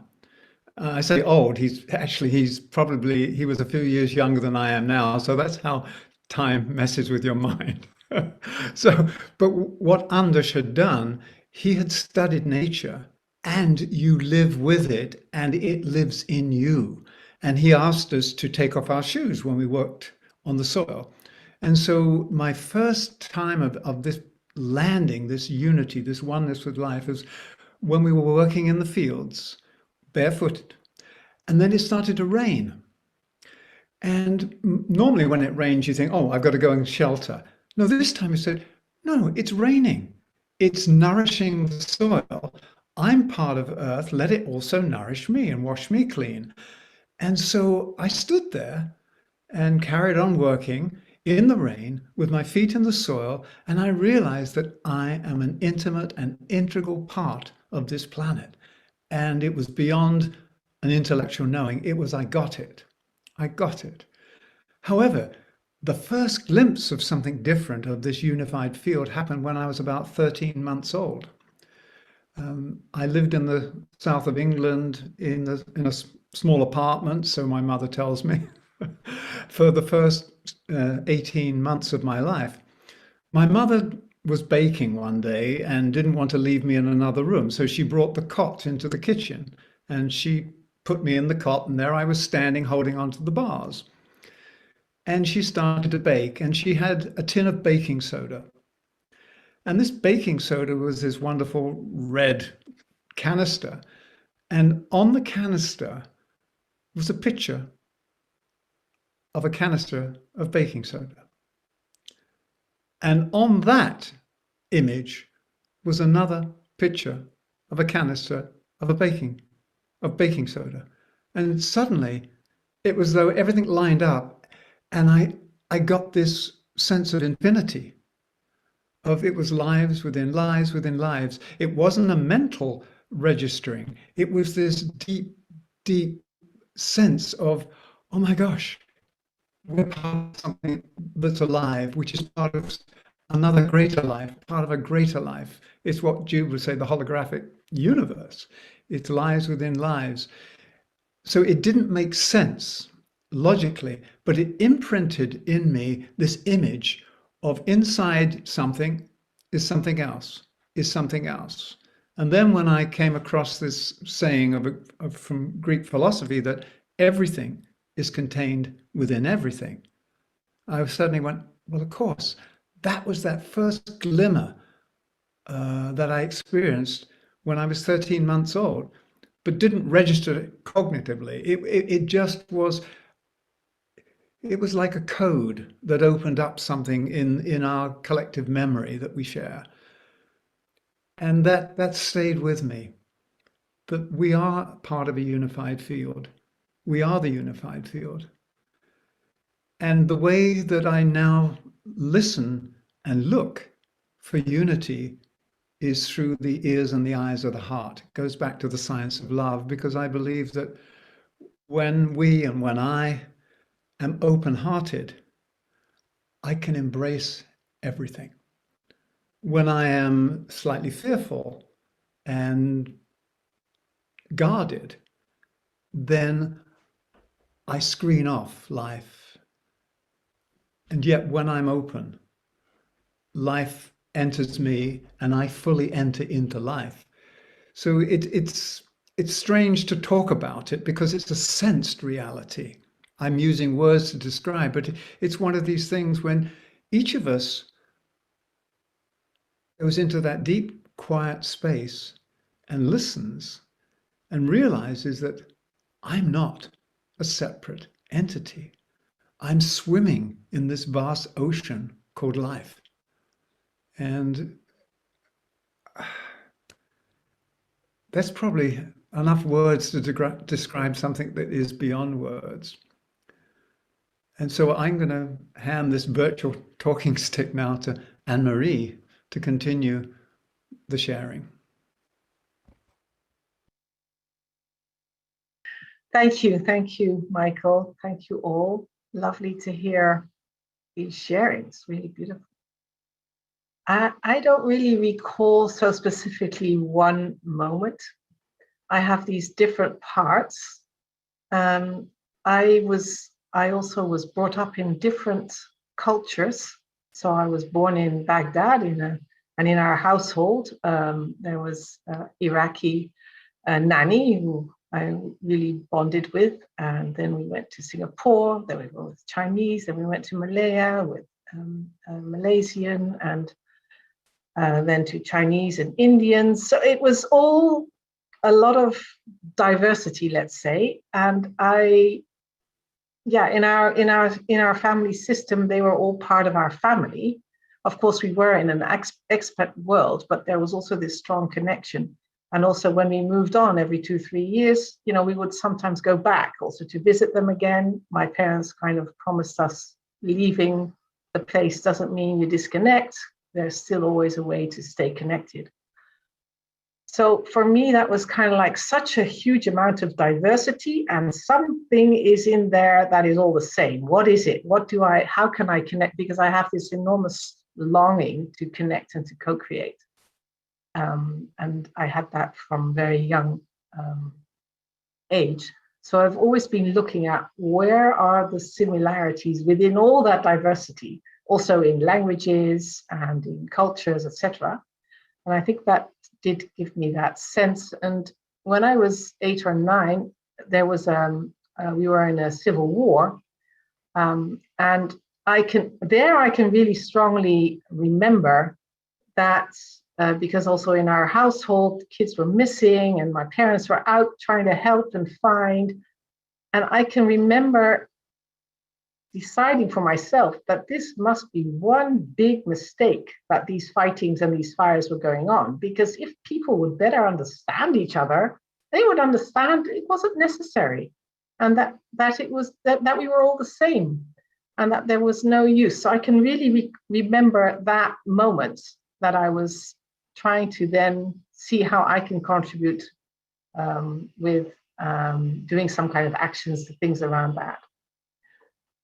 So this seeing the sameness in that diversity has been a thread in my life. Also, when we came to the Netherlands for the first time, this really feeling at home somehow, but also again trying to figure out how do I respond as a child to the life conditions, and to see how I could always come back into some kind of relationship together.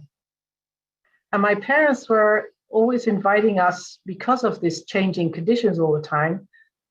They never actually asked, what do you want to become? What they asked, and also when I asked that question myself, they said, find out what your talents are, develop them, and bring them into service, because that's the way that you can connect.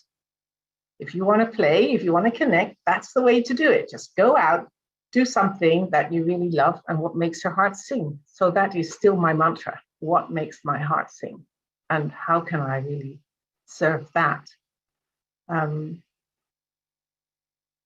It was very much connected to people, although I was always in nature, very different types of nature, of course. And I would ask as a kid, what is this kind of a tree, or what kind of plant is this? And my parents didn't know themselves. So my father would always say, don't worry about the name, enjoy the beauty. Isn't it lovely? So there I kind of let go of all these names and concepts. I have, specifically through my husband, who does know a lot of these names and sees the differences, seeing that if you do know, and if you know a little bit more, you can discern more. So this discernment then came in at a certain point. And when I was in 2003, I was invited to come to Bhutan to work on a reciprocal program between the Bhutanese and the Netherlands. There I was with a biologist, and he really, when we were traveling around the country, he was able to say, oh, I see that bird, then there must be those insects. And if there are those insects, there's also that kind of tree, whatever. He was making this so visible.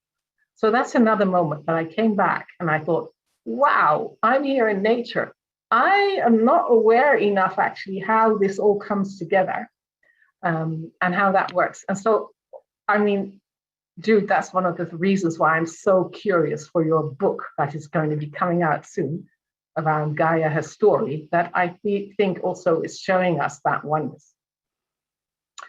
And then when we were setting up the Center for Human Emergence here in the Netherlands, we were looking for principles that could help us to really come into this oneness and practice that.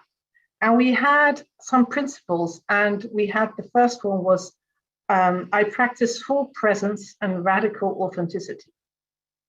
And the next one was, I open my heart to the voice of the whole. And then we had 3 more. I kind of got stuck in that first one because it was kind of like, what does that really mean? Full presence and radical authenticity.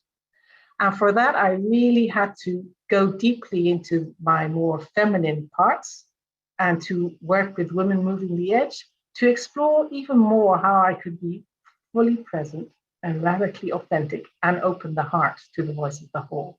And that has been a next step, which I really feel is beautiful. And then adding the cosmic perspectives, the thinking cosmic, feeling global, acting local as we do within the whole worldview, has helped me to be even more in that space now.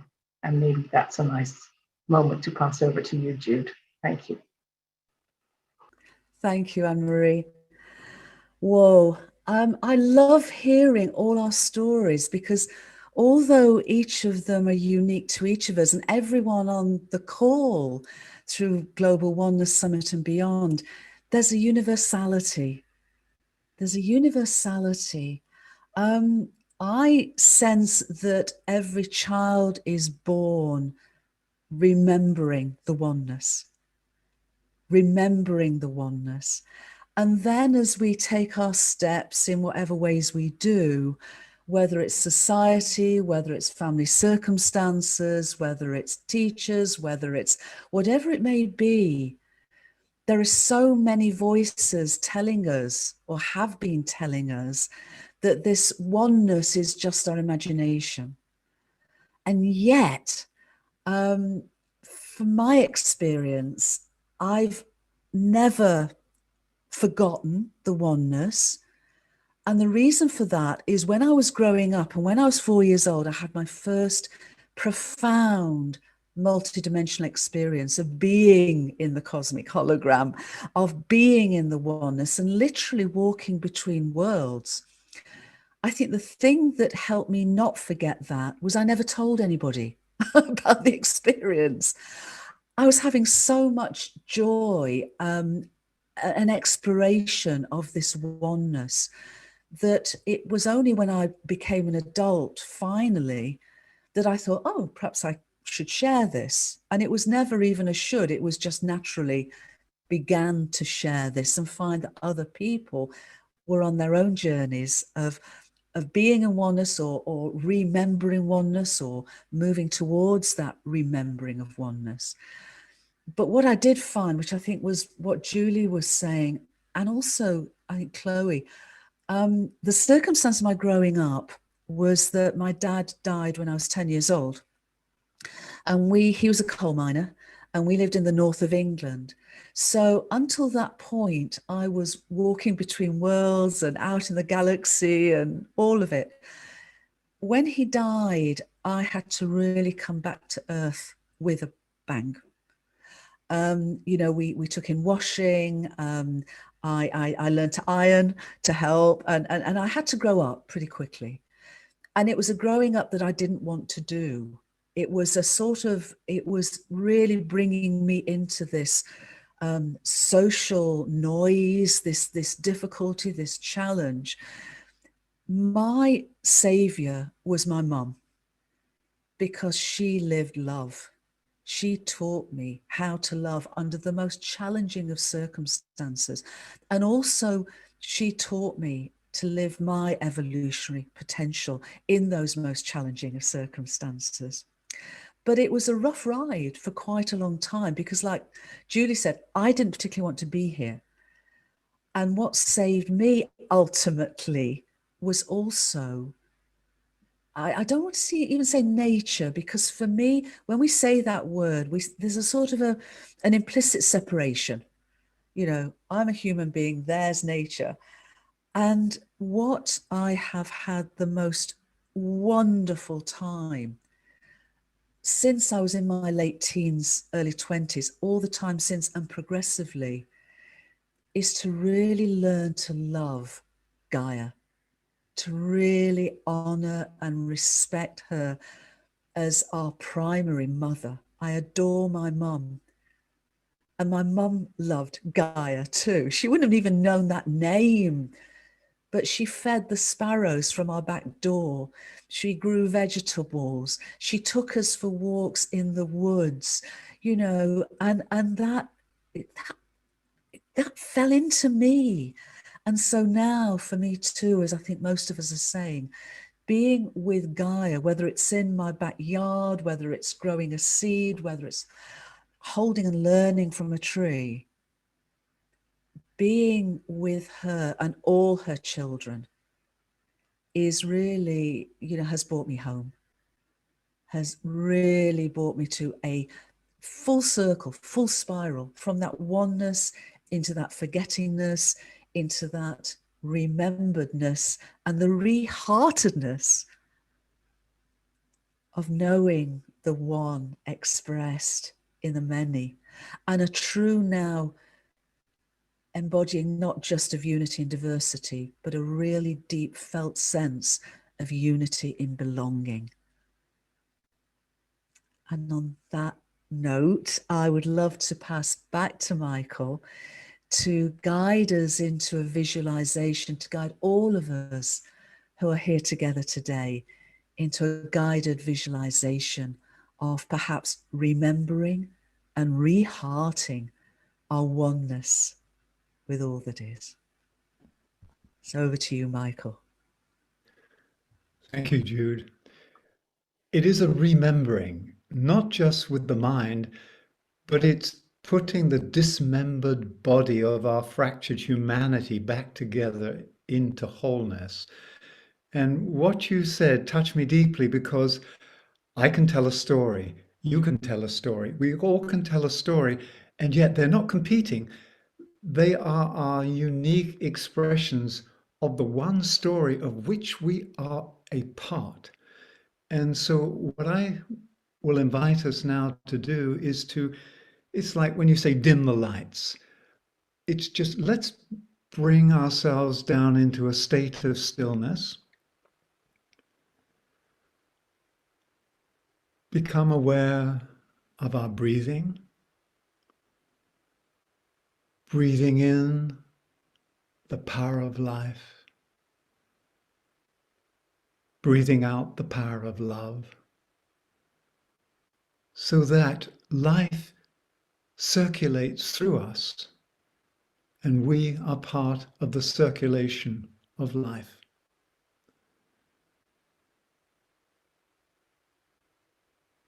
And then let us stand inside the chamber of the heart. So enter that loving space and feel the beat of your own heart as it pumps the lifeblood throughout that living system that we call the universe of self.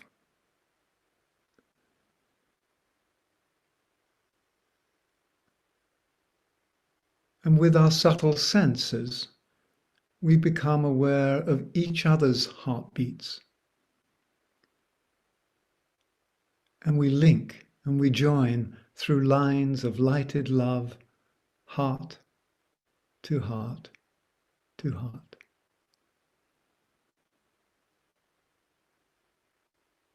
And our weaving creates this matrix of love, which is the signature of the unified field of our one humanity.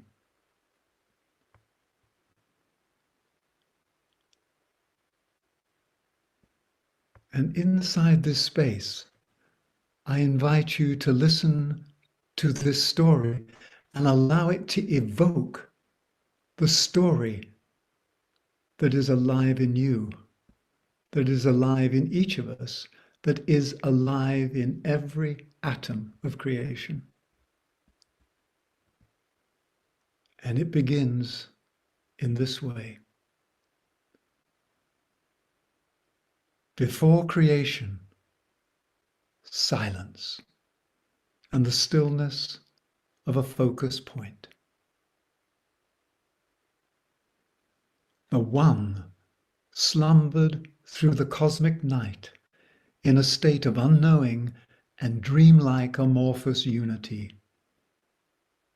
The I Am sensed but did not know itself.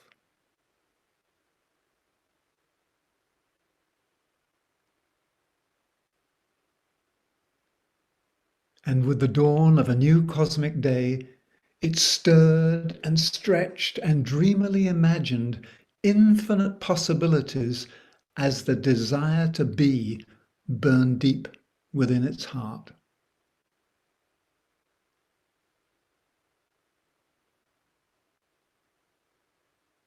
And then through determination and an act of will, the One fractured itself into a billion pieces and sent them on their way into the fields of time and space as pilgrims on a journey of self-discovery and realization.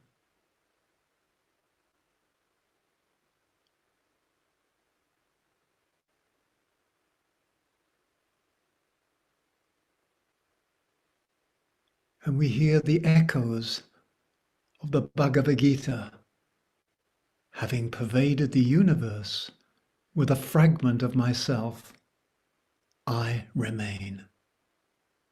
Having pervaded the universe with a fragment of myself, I remain. Then, over time, these separated parts awoke. They looked around and beheld others, but never realizing the true nature of the other. So inside the encapsulation of the separated self, each aspect experienced the power of the isolated I.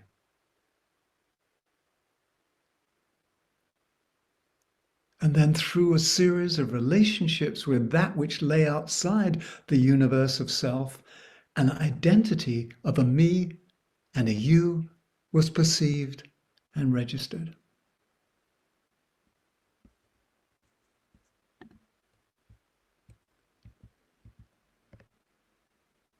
And with faltering steps, the I am that made its painful and persistent progress along the thorny path. The long journey of ceaseless striving for humanity as the prodigal son and the prodigal daughter had now begun in earnest.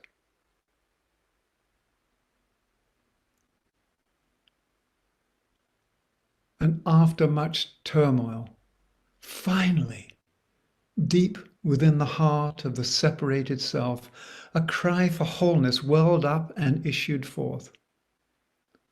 Slowly, the parts began to see themselves in each other until an understanding dawned within the consciousness of the fractured body of humanity that there is no other. There is only the one soul of humanity.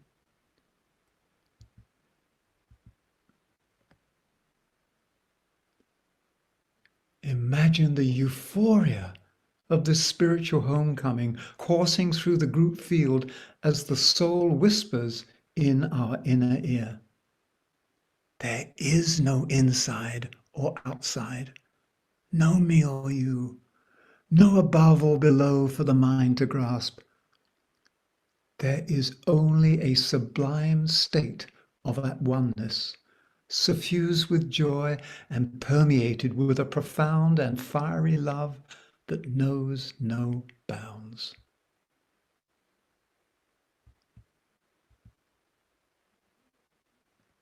Let us drink in this realization, this remembering of our oneness.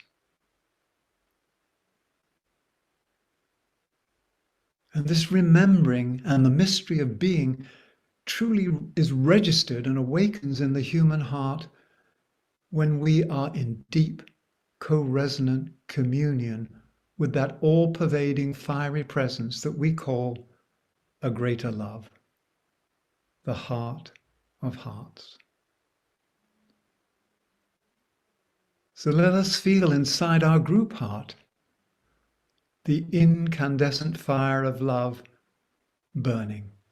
This is the fire of love that dwells within each human heart as the seed and the promise of our true unbounded self. And the story continues, our story.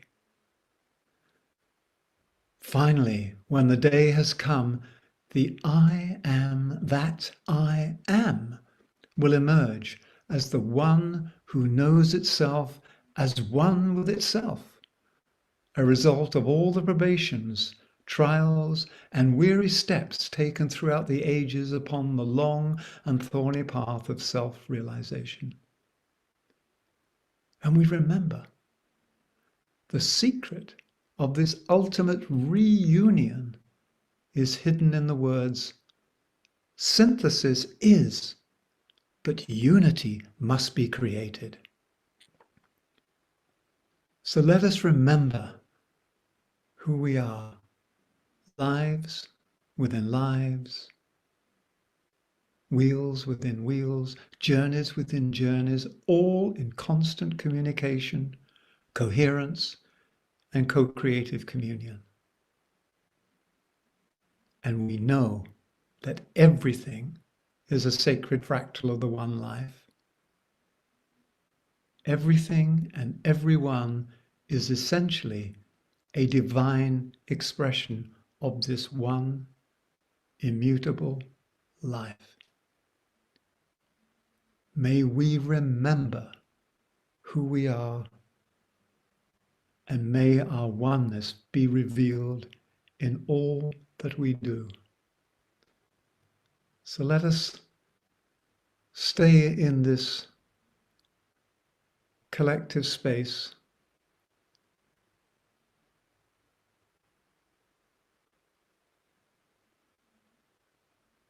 knowing that unanimity, oneness, is a pre-existing condition and state of being.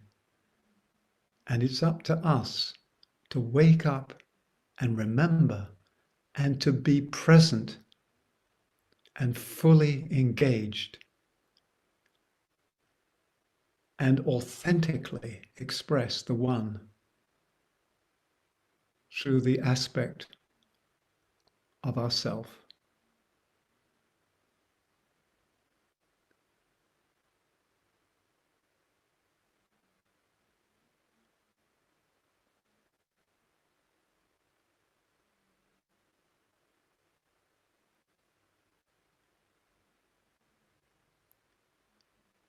This time we wake up together.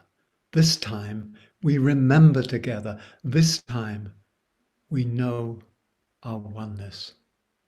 This is the journey from the separated self to the communion of wholeness.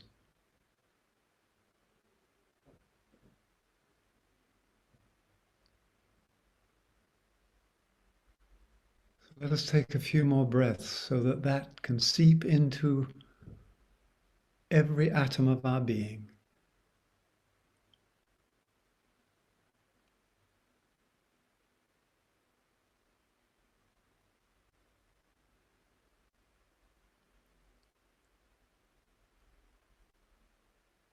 And our task is to realize this oneness upon this earth.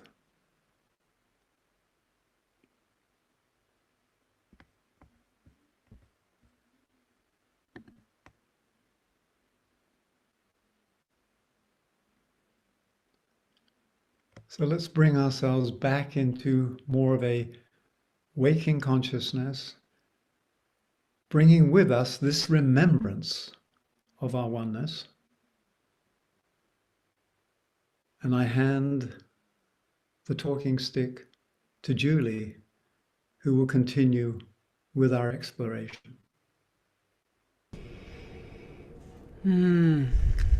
Thank you, Michael. It's hard to break silence with that yumminess of wholeness, that experience of wholeness.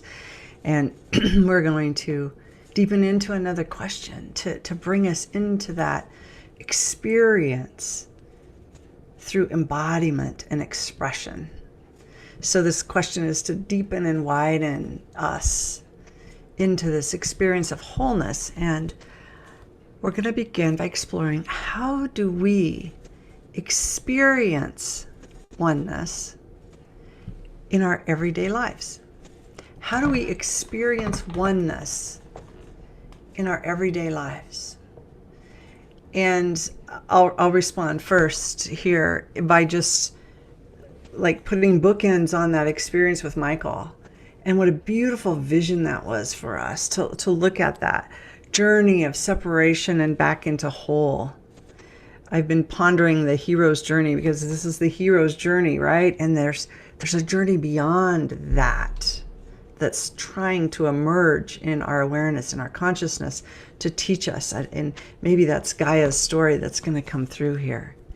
But for me, experiencing oneness in my everyday life begins much like those baking soda or baking powder box with the pictures in the fractal, because it's like, for me, understanding this innate, inherent wholeness and unity that is me through this beautiful experience we just had with Michael. That this is an inherent unity that is pre-existing.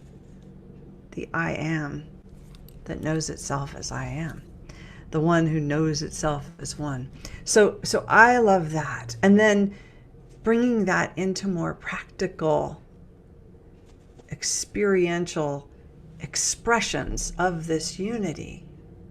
We have to move into the social body and understand the inherent unity that is in this species of humanity. That for me, when we see each other in the beautiful diversity, but understanding that we are one unified species, and then carry it again in a much broader sense to one unified planetary body. When I do that, then I am in this, what do I want to say about this? When I see myself as a part of the one planetary body, like Michael said, that integral sense of belonging to the one planetary body, then I keep wanting to say forced, and it's not forced. it's not forced, but we're forced to care for all life. We're invited with passion and purpose to care for all life, our planet, and all its inhabitants. Gaia herself, the soil, the water, the air, and the plants, in this reciprocity of life that we're giving and receiving innately with the plant life, with the trees, and the trees with the water, and the water with all life. It's like when we go there, I experience that oneness. I experience the wholeness of life. Many of us today have brought in that journey with nature. And we're really saying there is no separation with nature in all life. So for me, really coming into that awareness, then I develop my intimate relationship with all life. I develop intimate communication and communion with all life, and a deep honoring and respect for all life. And this is the evolutionary trajectory we are on. Evolution biology shows us this. Ancient spiritual traditions, ancient wisdom teaches us this same aliveness as one planetary body and one cosmic body. And that's another shift yet to come. But we really need to sit in our awareness of the one planetary body to really come into our fullest expression of unity right here, right now on the planet. So with that, there's a trust. I just want to say there's a trust with this unified field of consciousness. There's a trust with a God creator source that brings life and vitality to all life on this planet. And there's this trust with Gaia herself, that I am a mere cell in her body, called to step into my evolutionary potential on behalf of her. And with that, I'm going to pass this on to Chloe to continue to expand and muse into how we all experience oneness in our everyday lives. Chloe? Thank you, Julie. Thank you. Goodness, this is just triggering so many, so many potential directions and poems and songs and sounds. And there is one poem song that I'd love to share with you, just called I Am Not I Am This One. And the words are, I am not I am this one, standing beside me, whom I do not see, whom at times I manage to visit, and at other times I forget, I simply forget. The one who forgives, sweet, when I hate. The one who stays indoors while I take a walk. The one who remains silent while I talk. I am not I am this one. And what I love to do is just sometimes is just to see if it has a kind of melodic line that just helps me to deepen into who this one is. I am not I am this one. I am not I am this one, standing beside me, whom I do not see, the one who forgives sweet when I hate,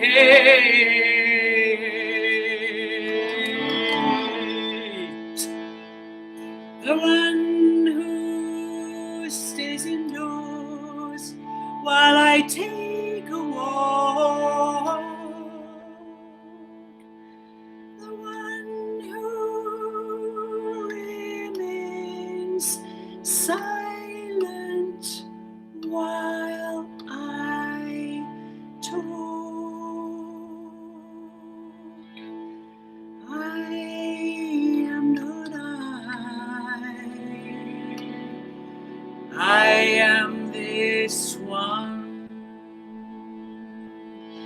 the one who remains standing when I I, the one who remains standing when I die.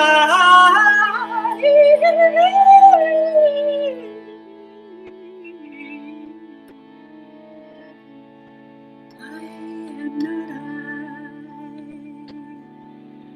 I am this one.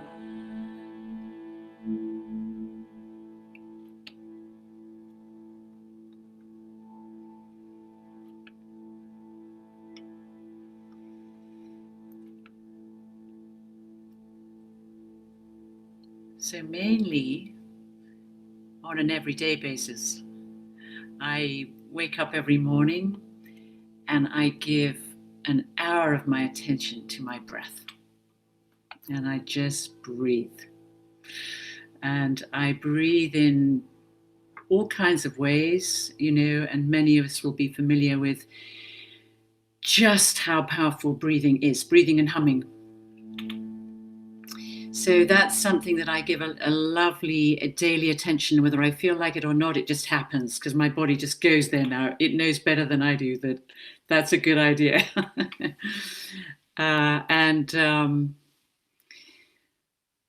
Yes, the breath always just brings us back home. Brings us back home.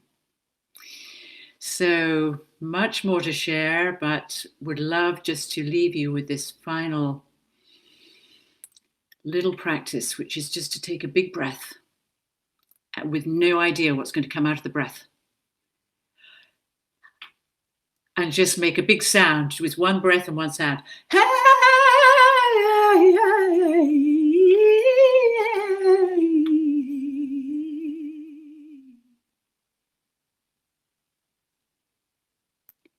And then just listen to the quality of silence the voice leaves behind. That little practice helps me to remember nothing is happening. I am home again. One. Thank you, Julie, in the light of which I am in this oneness. I am now going to hand on to Emmanuel, to hand the talking stick to you, Emmanuel. Thank you, Chloe. My goodness, such a journey into oneness here. What a beautiful invocation from Michael and music from Chloe and thoughts from all of you. And really, for me, and I think for all of us, our experience of oneness in everyday life is a celebration of life, finding a way to celebrate it. And for many, that is singing, dancing, music. When I was younger, I thought, wouldn't that be great to be a rock star? And you're standing up there on the stage and you've got 80,000 people in Wembley Stadium singing, swaying, clapping with you. Is that not a sensation of oneness? And, you know, maybe that's why team sports are so popular. You know, I sometimes lament, I go and see a great philosopher or speaker, and maybe there's 50 people, 100 people in the crowd, and I'm feeling oneness with them. But you go to a soccer match or a football game, and you have 80, 100,000 people there. Why are those team sports and those activities so popular? Okay, some people are interested in their team, they like the sport, but it is a cultural experience of oneness. And people just enjoy seeing the flow of the team together. And can the underdog overcome because of the team effort? And there really is this induction into oneness through so many of our cultural activities in life. And of course, group meditation is a much deeper level of the same experience. Feeling the field together. And the larger and the more intense the group and the meditation, the deeper that sense of oneness is. And I think we all have to find our moments, our ways to experience oneness. And what works for some may not work for others, but it's about celebrating relationships, whether it's two footballers making the perfect pass or singing together in beautiful harmony. And it doesn't even have to be with people either. There's been so much discussion about nature. And Michael mentioned earlier on, swimming in that vast ocean of life. And I must confess, probably my most favorite activity in life is snorkeling. I have the privilege to spend a lot of time in the Mediterranean, and in the summer, the warm seas and the calm waters and the crystalline clear sea. And my wife and I are addicted to snorkeling.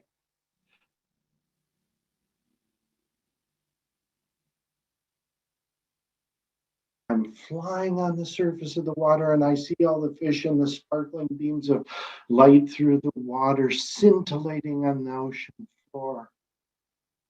And I'm moving with the waves, and we're all moving with the waves. And the seaweed is swaying, and everything is bobbing. And I am one in that sea of oneness. And it is a wave. And if somehow you can sense yourself in the wave, there's just no better sensation.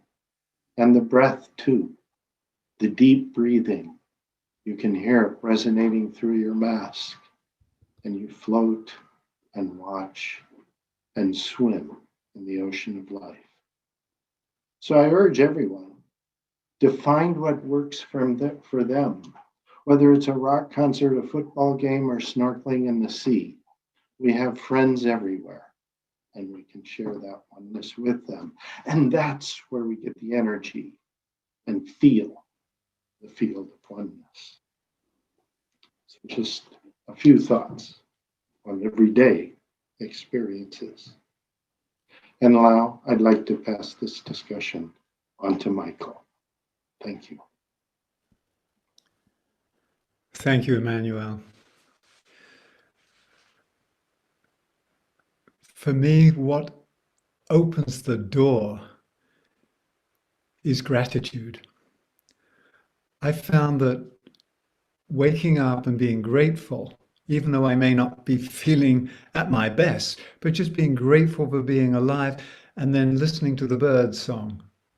And here where I am in the hills of Umbria in Italy, I'm at the foot of a mountain that I go up each day. And as I go up, there are butterflies everywhere, and they come and they flutter around me, and I speak to them and I say, thank you, hi friend, and the birds are singing. And there are the wild boar. There are also wolves here, but I haven't met one yet on the path. But it's this sense of we're all in it together. And then when I go into this meditative space, it's realizing that Gaia is remembering her wholeness through us, through me. So that to the degree that I can reconnect, it is Gaia reconnecting herself. And when I lived in the Findhorn community in Scotland many years ago, there was an Australian singer called Hans Poulsen, and he wrote a song. And one of the lines was, God made the earth so he could touch himself. And that's always stuck with me. And it could be so she could touch herself as well. But it's the whole thing of the manifested creation is so that we can actually touch and feel and know that inner sense of unity. We actually realize it. So for me, the experiencing oneness is realizing that how I show up on the planet each day is supporting Gaia in waking up more fully to her fullness. And as she does that, that new awareness is circulated through the body of which I'm a part, and it builds and it builds. And yet for me, the secret that I learned many years ago at Findhorn through Eileen Caddy was be grateful, gratitude. And so I often say to myself as a reminder and to other people, gratitude is how I say yes and thank you to life. And it allows me to engage and to realize that, as we said earlier, I'm not just a human, I am a Gaian. Mhm.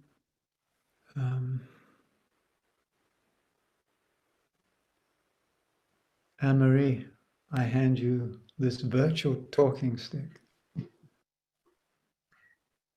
Thank you, Michael. For me, apart from gratitude, there's also curiosity. Curiosity and this longing, like I spoke before, of to co-create, to connect, this deep sense. And I learned from Jude, actually, how to connect to the universal heart. And that gave me another way of opening the heart to the voice of the whole. And so when she gave me that teaching in 2011, I really just dove into that because it gave such a beautiful next practice that could help me have that curiosity actually at the forefront. So that even when my own heart closes because of whatever situation, if I then just remember to shift, so that's the practice that I needed to do, that when my heart closed, that I could practice to go to the universal heart. And that even though my heart might not be so open, that already shifted this perspective and made me able to stay in that curiosity, in that leaning into life. And then with the cosmic hologram and the framework that came after that, with the think cosmic, feel global, feel act local, that has given me another way, also in communities, to really bring in this other perspective that when the going gets tough, if I zoom out, it becomes so clear that we're one.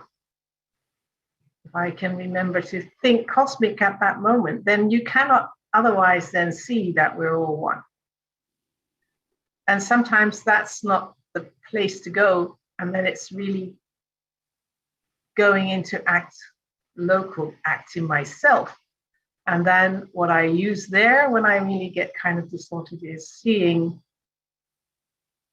that in my body, all these different cells are there. And having been taught about how we are holographic by nature, I can also then go there and think, well, there are so many organs and parts in myself, and it's one body. So don't worry.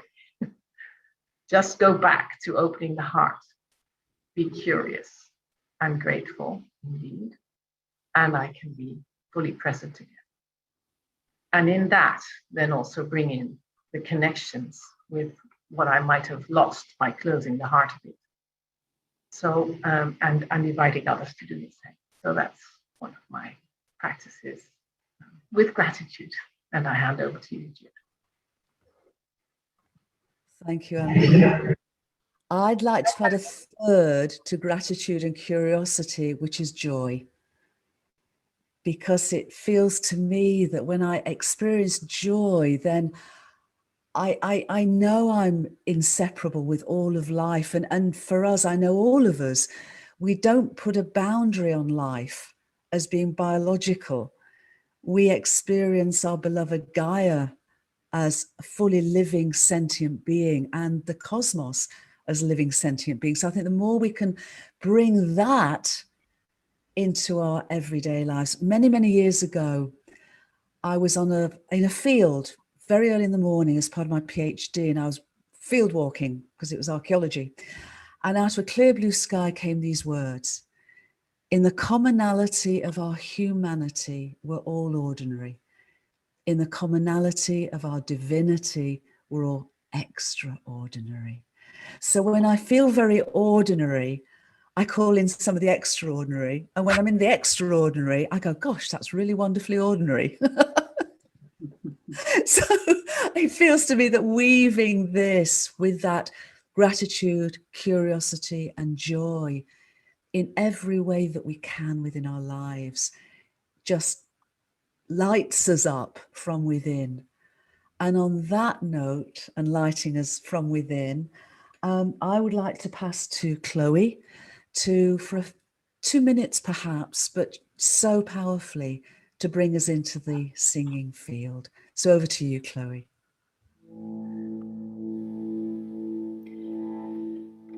Many of us will be familiar with the Rumi poem translated by Coleman Barks, "Out beyond ideas of wrongdoing and right doing, there is a field.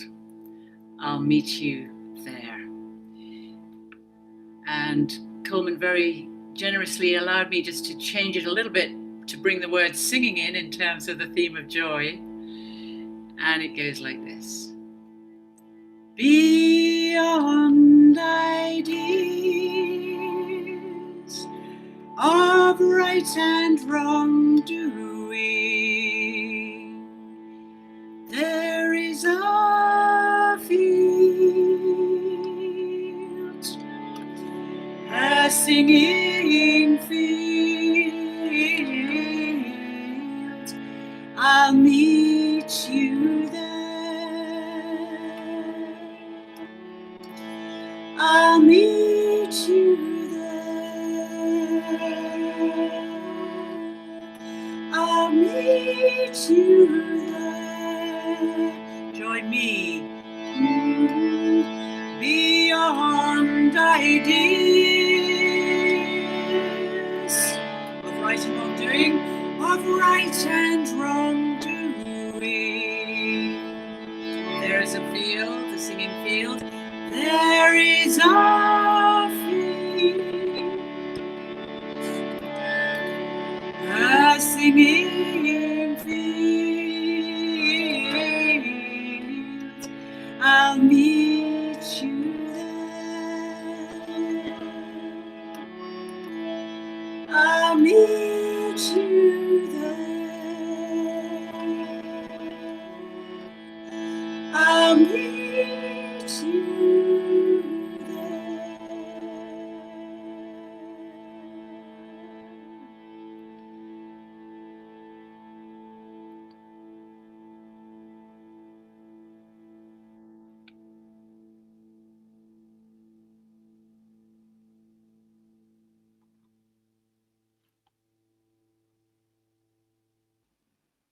Anne-Marie. Yes, we'd like to take a next question, and we have already touched it, so I suggest we all take just 1 minute to answer it. How do we suggest we come together as a human family to live our evolutionary potential of oneness? How do we suggest we come together? And for me, I think everything that we've done tonight is such a great example. Finding these moments that we can really connect, share, be together.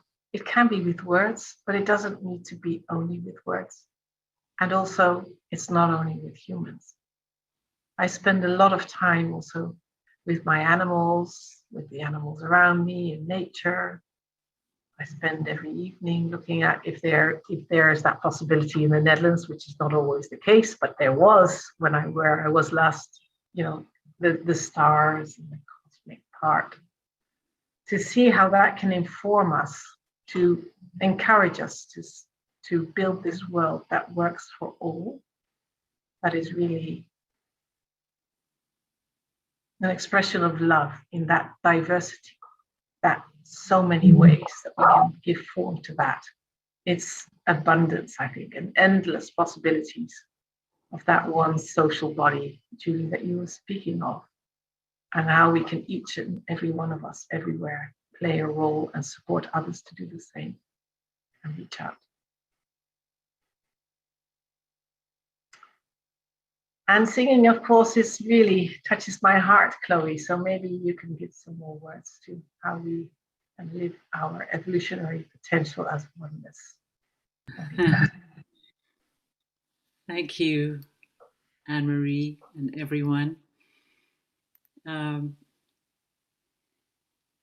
think the human voice, the authentic human voice, whether it is speaking or poetic or singing, the authentic, actually finding our authentic voice, and whatever that means and however we go about that,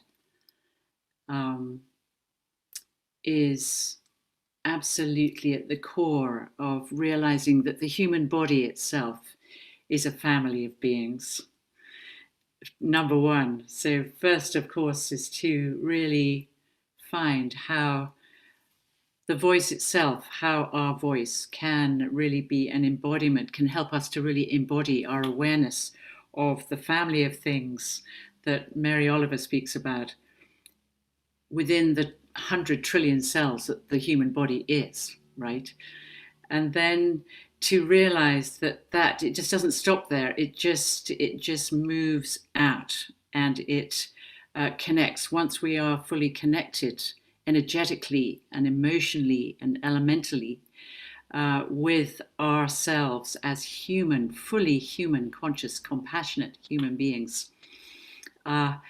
And singing, of course, and poetry really, really helps with that. Then we start realizing, as is happening in this very group here, as is happening in so many other dimensions of our lives, that family is actually everywhere. It's everywhere. You know, I started just in the Naked Voice family, which is now a global family. You know, we just walk into the middle of shopping malls and set up a family field there, and and we sing and we share poetry, and you know, people think they're coming shopping, and they suddenly find that they are just part of this field of resonance and so on. And then another way, I think, of course, is walking and pilgrimage, and really reactivating our family of things as landscape, into the landscape itself, so that we start to become aware, as so many people have spoken this evening, of how the whole of nature brings us into the family of things. And so singing, walking, sharing, walking together. In England, I'm amazed to discover that something like 50 cathedrals, I believe, have just opened their doors to increasing numbers of people that are walking the ancient songlines of these Celtic isles. And that they're walking. Sometimes they end up at a cathedral. Sometimes they end up at an ancient sacred site of stones. And I think for us to really start re-envisioning what family is within and beyond the biological family, it's a really exciting time, an inspiring time for that. And singing really does open doors. So on that note, I'm going to hand on that image and that possibility to Julie. Thank you, Chloe. I'm going to try to be really concise and clear, because our path forward, we have examples through evolution biology, and I just want to share this piece. 2 parts, A, B. A, it's time for us to literally bring our soul's purpose, that individual purpose, to meet the evolutionary purpose. This is where the magic is. This is what will bring us together as humanity into that experience of oneness, having our soul purpose meet the evolutionary purpose. So what's our evolutionary purpose? Let me just give you a template so that you can find your place in that invitation, which evolution biology shows us that every species that leaves their adolescent stage of separation, competition, chaos, moves into their young adulthood, which that purpose, we begin to find each other and build cooperative communities that care for all life and future generations. Isn't that simple? Build cooperative communities that care for all life and future generations. To me, that's whole systems health. That's our invitation on the planet, is find your evolutionary purpose, bring your soul's purpose in, and have it meet there to see how you can contribute to cooperative communities that care for all life and future generations. And with that, I'm going to pass this on to our friend Emmanuel. Thank you, Julie. Yes, indeed, evolutionary biology is driving us forward to our potential. Evolutionary biologist Lynn Margulis once said that life didn't take over the planet by combat, but by networking. And her words ring very true for today's situation with humanity. We need to network, we need to join together.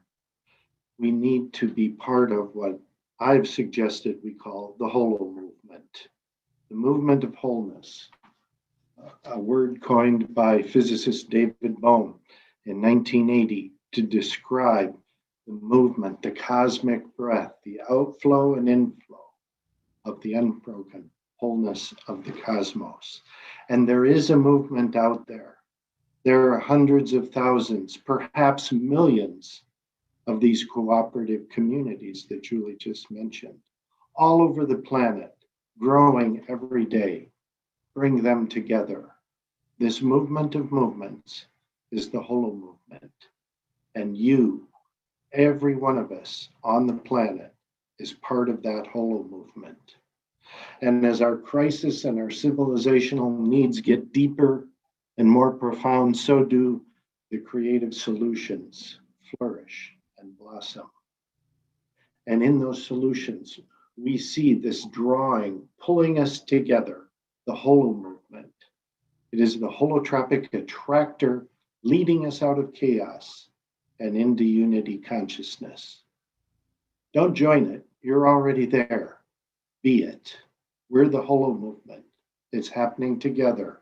It's humanity's shared values of truth, beauty, and goodness shining forth and leading us, drawing us, pulling us in that holotropic attractor into a more beautiful future that our hearts know is possible.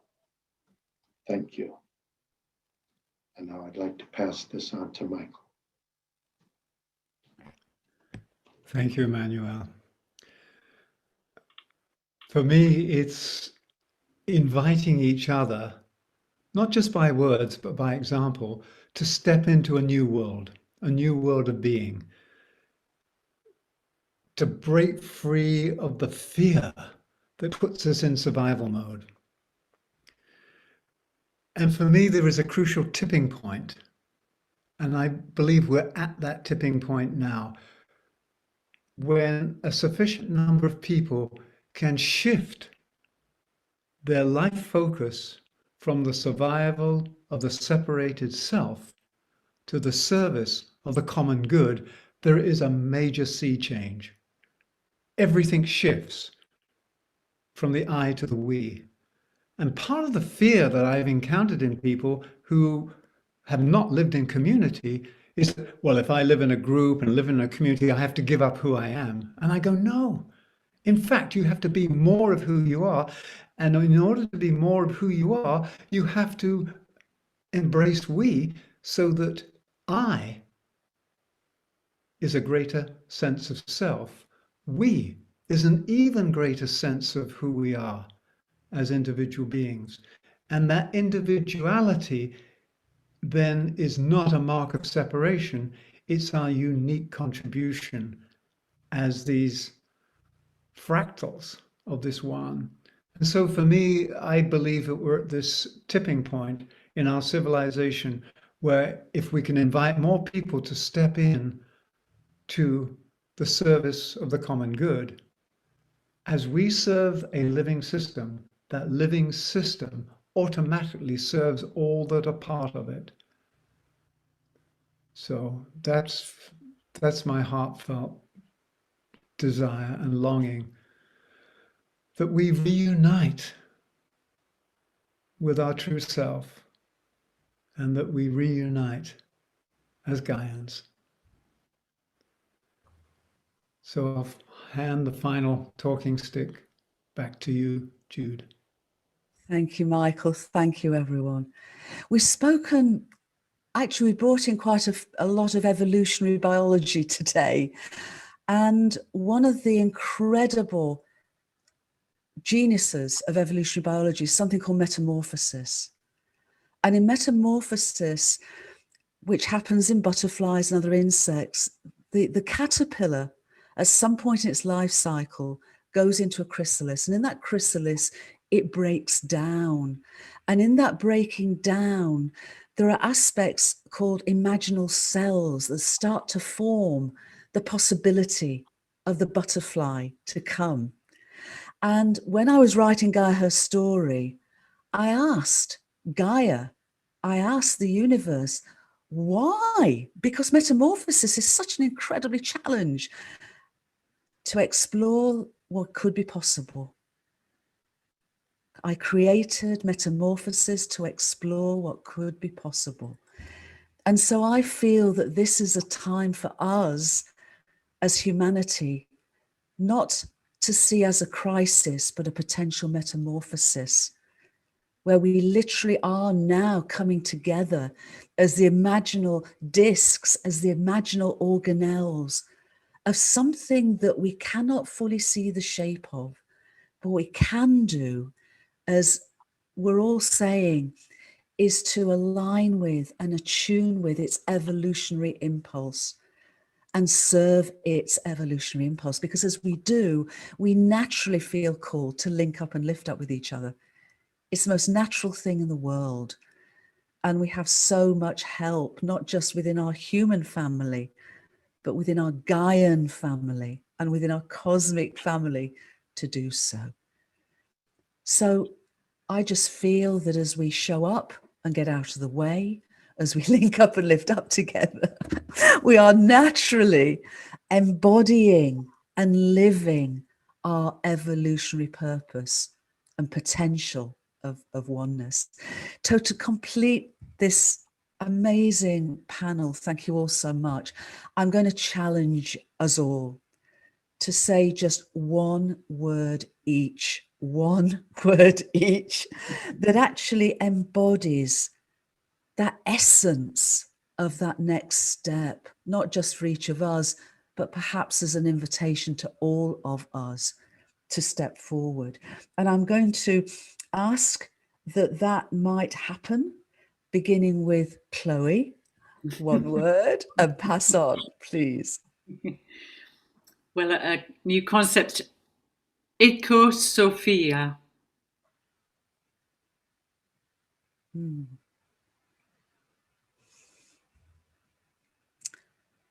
And to pass on, Chloe? Thank you.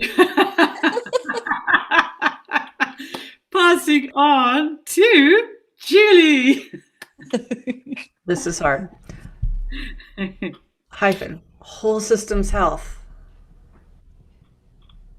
Hyphenated. Emmanuel. I'll just go with love and pass it on to Michael.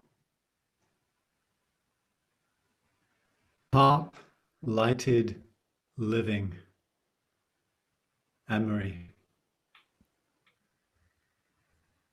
Heart-centered. Jude. Hyphened, unity in belonging.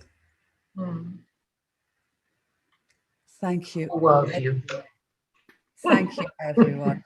And as we say farewell to all of us and everyone on the call, thank you again to the Global Oneness Summit for inviting us to share and to invite all of us to join together, to link up and lift up and to literally live the evolutionary potential of oneness. Thank you, everyone. Thank you.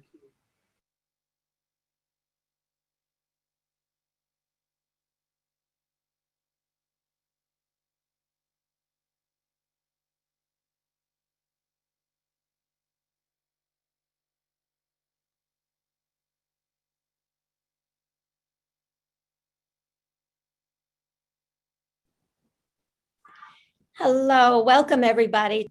My name is Karen Noe, and I'm a psychic medium and author of Your Life After Their Death, We Consciousness, and Through the Eyes of Another. Today's panel is called Cosmic Awareness from Near-Death Experiencers. Every member of this panel has had a near-death experience. That is, they have at one point in their life been declared clinically dead and then came back to life. And today they're going to talk about their experiences and what they've learned from it all. So let's just get right into it. I'd like to introduce to you every person in the panel, and they are amazing. Our first panelist is Peter Anthony. Welcome, Peter. Thank you, Karen. It's nice to see you again. Nice to see you. Peter's the author of Key Master and Miracle Dogs. He has appeared on the History Channel, PM Magazine, and Age of Truth. He's been a guest on Coast to Coast, The Art Bell Show, and The Outer Limits. Peter's near-death experience provided unexplained mathematical equations while he was on the other side, which set in motion a career in TV as a psychic detective using numerology as a means to resolve paranormal cases on shows such as Sightings, Mysteries of the Unexplained, and Celebrity Psychic.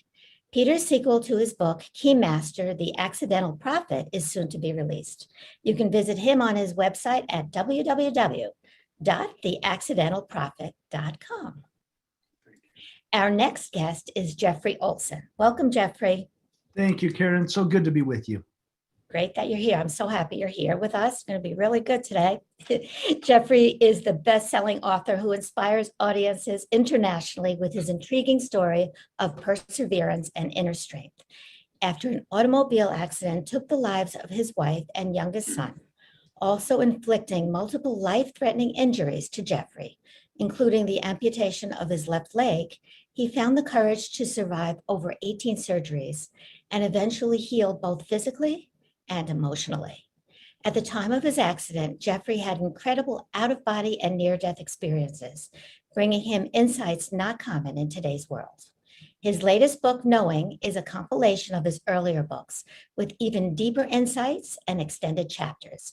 You could visit him on his website at www.envoypublishing.com. And finally, we have Tricia Barker. Welcome, Tricia. Thank you. Tricia experienced a profound near-death experience during her senior year at college, and this experience guided her to teach overseas in public schools and at the college level. Her near-death experience story has been featured on I Survived, Beyond and Back, Season 1, Life to Afterlife, Death and Back, Coast to Coast AM, and The Dr. Oz Show. Her memoir, Angels in the OR, What Dying Taught Me About Healing, Survival, and Transformation, tells a story of her near-death experience, teaching mission, and eventual triumph over trauma. Her website is www.triciabarkernde.com. All right. So thank you all for joining us today. And I know what everybody wants to hear about, your near-death experiences. So let's begin with you, Tricia. If you'd like to share with us your near-death experience. Yes, thank you. And thanks for the introductions. I really enjoyed. I'm not familiar with Peter. I enjoyed listening to a little bit of his story, and I know Jeffrey, and I'm always moved to tears when I hear his story. So anyway, I'm excited to be here, and I'm going to challenge myself to do this in 5 minutes, because you can Google me. I have a YouTube channel. I've told my story to numerous podcasters, but today I'm just going to let Spirit guide me in these 5 minutes. And I was agnostic when I had this head-on collision on my way to run this race, this 10K race, which was really the symbol of getting my life back together. I was in school in Austin at UT, kind of a party school, and I had a lot of emotional wounds and a lot of things that I was battling as I was getting through college. But I remember having this deep fear of death. Well, all that changed. I'll fast forward through all the physical stuff to that moment when they had me open on the operating table, and I had broken 3 vertebrae and they were taking bone from my hip. So somewhere midpoint in that surgery, and I later learned that I bled to death, I lifted up out of my body. Could not have been happier though. That was the weirdest thing. I remember thinking, oh my God, we go on in the spirit form and this is more real than this reality. All of that looked like theater to me, which is something I puzzle with for quite some time, because we consider this so very real. But in that other realm, that felt like the truth, everything behind the veil that we ever needed to know. And I remember looking at the surgeons and thinking, oh, they're brilliant, all right, but look at these angelic beings that are working through them. These 9-foot angels were standing behind my neurosurgeons, and they were sending this massive amount of light and energy through the backs of the surgeons and into my body. I knew that I'd walk. Before surgery, I didn't know if I would or not, and I also felt this overwhelming fear of just everything physical. Well, in that space though, I was like a little child. I was just like overwhelmed by the existence of angels to begin with. And I called them light beings in the beginning. I didn't know if they were aliens, angels, what they were. They were just massively intelligent. And I also quickly understood in this realm that we can use our minds to go to different places. And it seemed as if I was operating from a different way of being, as if this consciousness suddenly had entered my life and I understood things that maybe I'd known before birth. Obviously we come from that realm, but I knew I could leave that hospital room.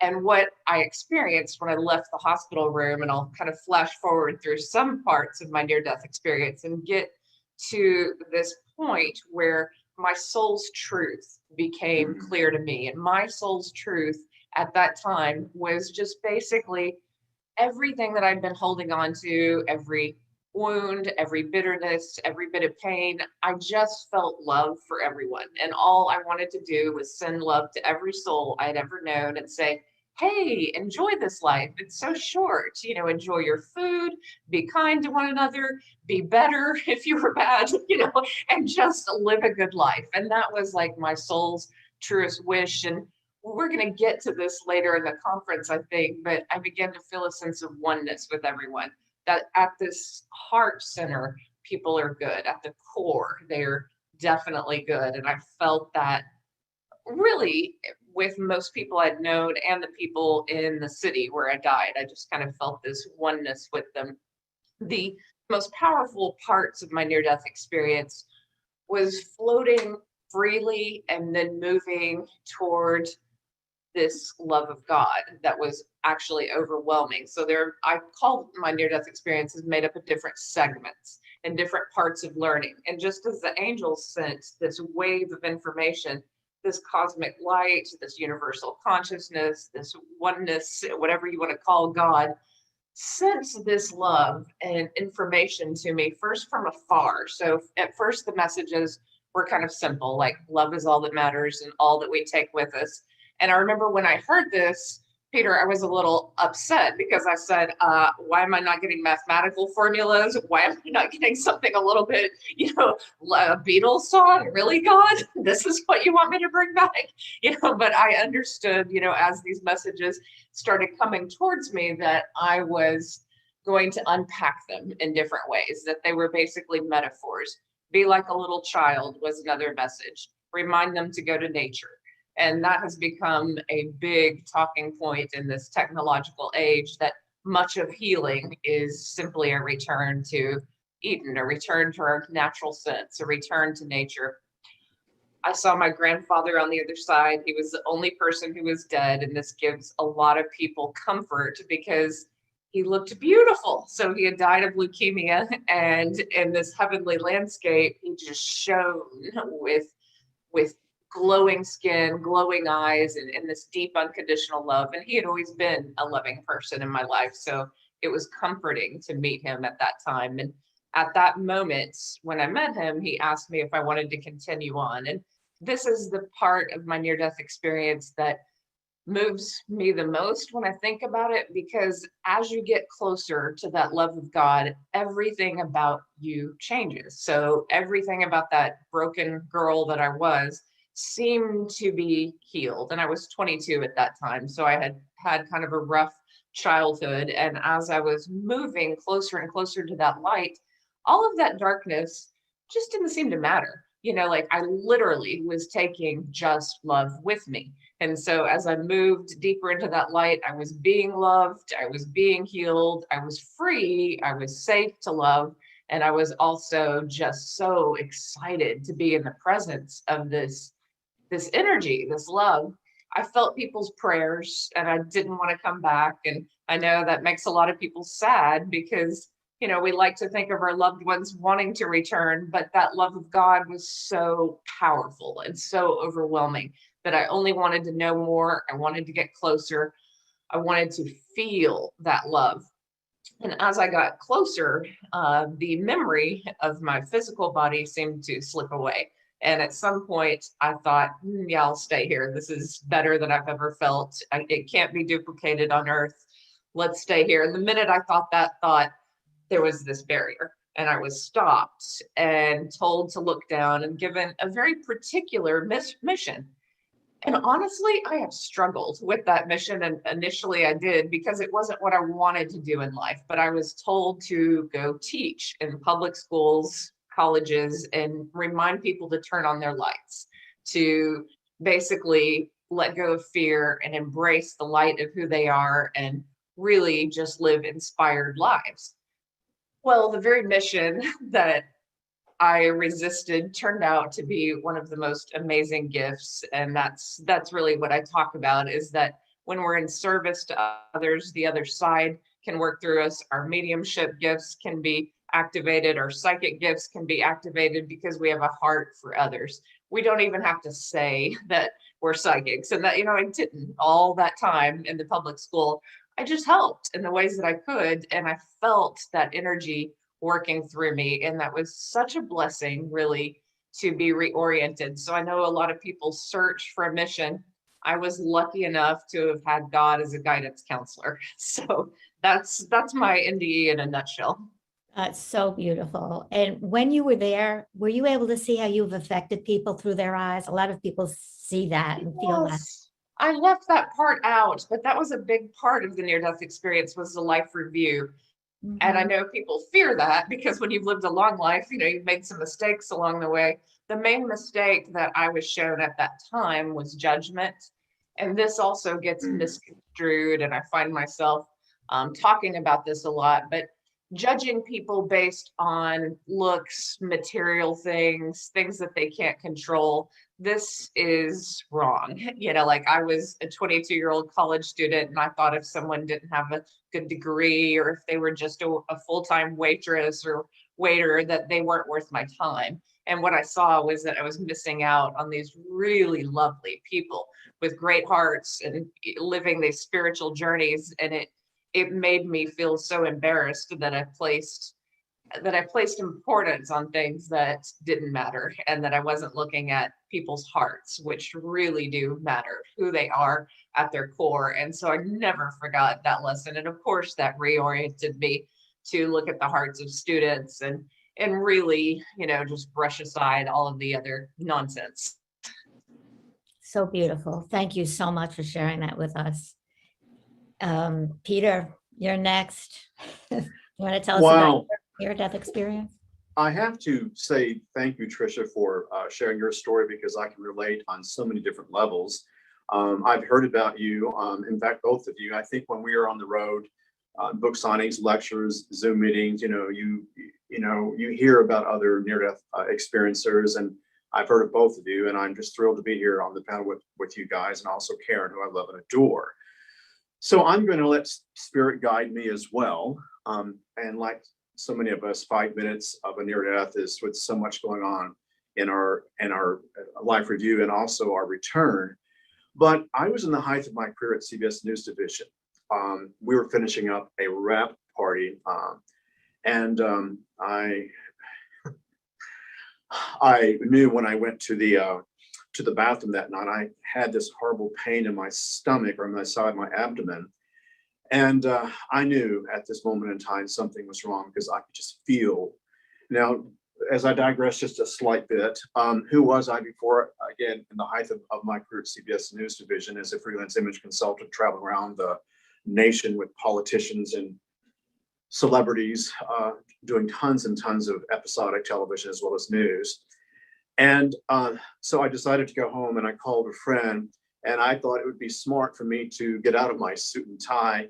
And I had a box of old raggedy clothes that was going to the Goodwill. So I slipped on some tattered jeans and a tattered shirt that I had painted in. And I think I had flip-flops or slippers, whatever. And I didn't realize when I got to the hospital that was going to be a very critical moment. So I'll flash ahead. I lie on a gurney bleeding to death. What I didn't know was that I had a perforated viscus. What I didn't know that I had tuberculosis. The admitting clerk just assumed that I was in the final stages of the AIDS virus, because back in the late 80s, we were in the height of the AIDS epidemic. And as I was bleeding, I had lost so much weight. I had these lesions on my face and my chest, and they saw that, and they refused to check me in. And a friend of mine, I shouldn't say a friend, he was just an associate of mine, screamed and hollered and made sure that I got checked in. So as I eventually got out of the ER and went to the OR, I remember this, and Tricia, you'll relate to this. As the nurse who I am still friends with today, Nurse Sullivan, was arguing with them to get me into the OR, everything started going in slow motion for me. And I'm sure in and out of consciousness. And as I'm watching Nurse Sullivan argue with the nurses outside and trying to get me into the OR, there was this African-American woman, frail looking little thing.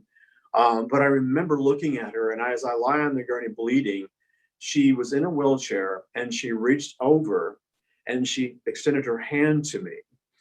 And at this moment in time, I could see everything around me in this pause mode, like sound became soundless. It was nothing but just silence. And the only thing I could connect at that time, is though it was like I put on slow pause, was our conversation, our connection mentally. But I remember her saying to me as she touched my hand, and Tricia, we will appreciate this, don't be afraid to go into the white light. And as soon as she said that, the doctors came out. I was reeled into the OR. And at this point in time, it was a little bit too late. I remember the last thing I remember before I went into the tunnel was the anesthesiologist said to me, my veins kept collapsing. I had lost so much blood and I had lost so much weight. And he said, this is going to hurt. And I remember he flipped me on my side, and that's the last thing I remember. And there was like this snap.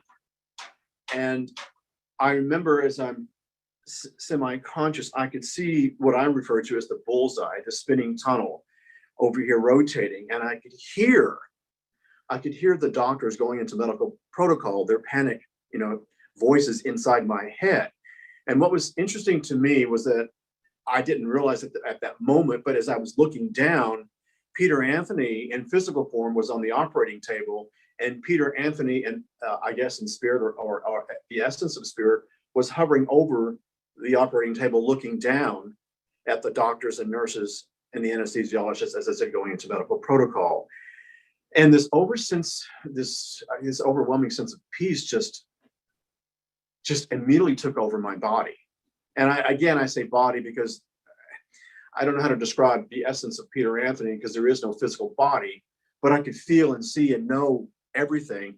And as I'm about to go into this tunnel, I'm greeted by family members that I had known. Some members I didn't even realize had passed. A high school girl of mine that I didn't know had passed in an automobile accident, and some other friends in college that they were there. And I remember that awe. There wasn't this sense of shock, and it was more or less a sense of acceptance. And as I'm going through this tunnel, this overwhelming sense of peace. And so many of us who've had near-death experiences talk about this feeling of love and kindness and compassion. Well, as I said, as I'm spinning through this tunnel and I can see quantum physics, I could see mathematical codes, I could see these colors, these hues that I can't even describe to this day. I go into great detail about this in my book, Keymaster. But as I'm spinning through this tunnel, I immediately didn't question. So oftentimes I'm sure, well, what were you thinking when you're going through the tunnel? Well, you're not thinking who are you and why am I seeing these mathematical equations and why the colors and why I'm not understanding. You're not in that state of consciousness as much as the state of consciousness that you're in is allowing. You are accepting. You are just letting this sense of peace take over your I guess your spirit. And I was allowing this process to take place. And one of the things that I was experiencing and that Trish talked about was, besides the love and the kindness and the compassion, which was just overwhelming inside of me, what I learned immediately was there was no such thing as judgment. And when I talk about judgment, I mean, I was agnostic. I was at CBS in the height of my career. My whole goal at that time in my life was, money, you get married, you get the house, the picket fence, the dog, and it was all about career. Well, that wasn't a part of my consciousness as much as when I'm about to go into my life review, when I did get there, this whole sense of judgment was just being released. And I remember all the things that I held in my mind of silly things like, judging a homeless person or, being on the phone with the cable company and that conversation of tug of war going back about your credit card, or excuse me, about your cable bill. And all that stuff I was just processing. So as I'm going into my life review and seeing and feeling and sensing, oh gosh, the only thing I can say, and again, it's just, as we're all going through this stratosphere of my life review from 0 to 60.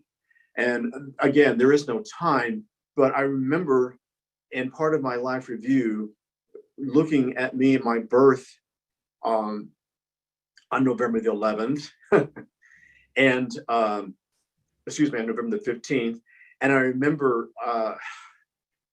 seeing myself with the doctor, and just every part of my life, every minute, every second, every conversation, memories I had forgotten about. I mean, were just flashing before me, boom, boom, boom, boom, boom, just so rapidly.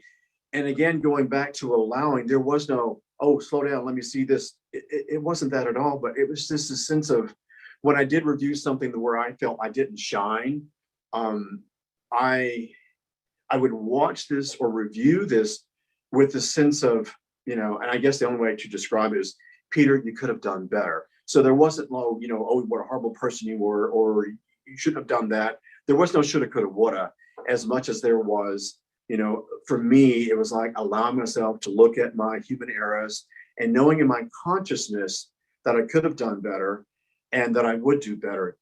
That was a knowing for me.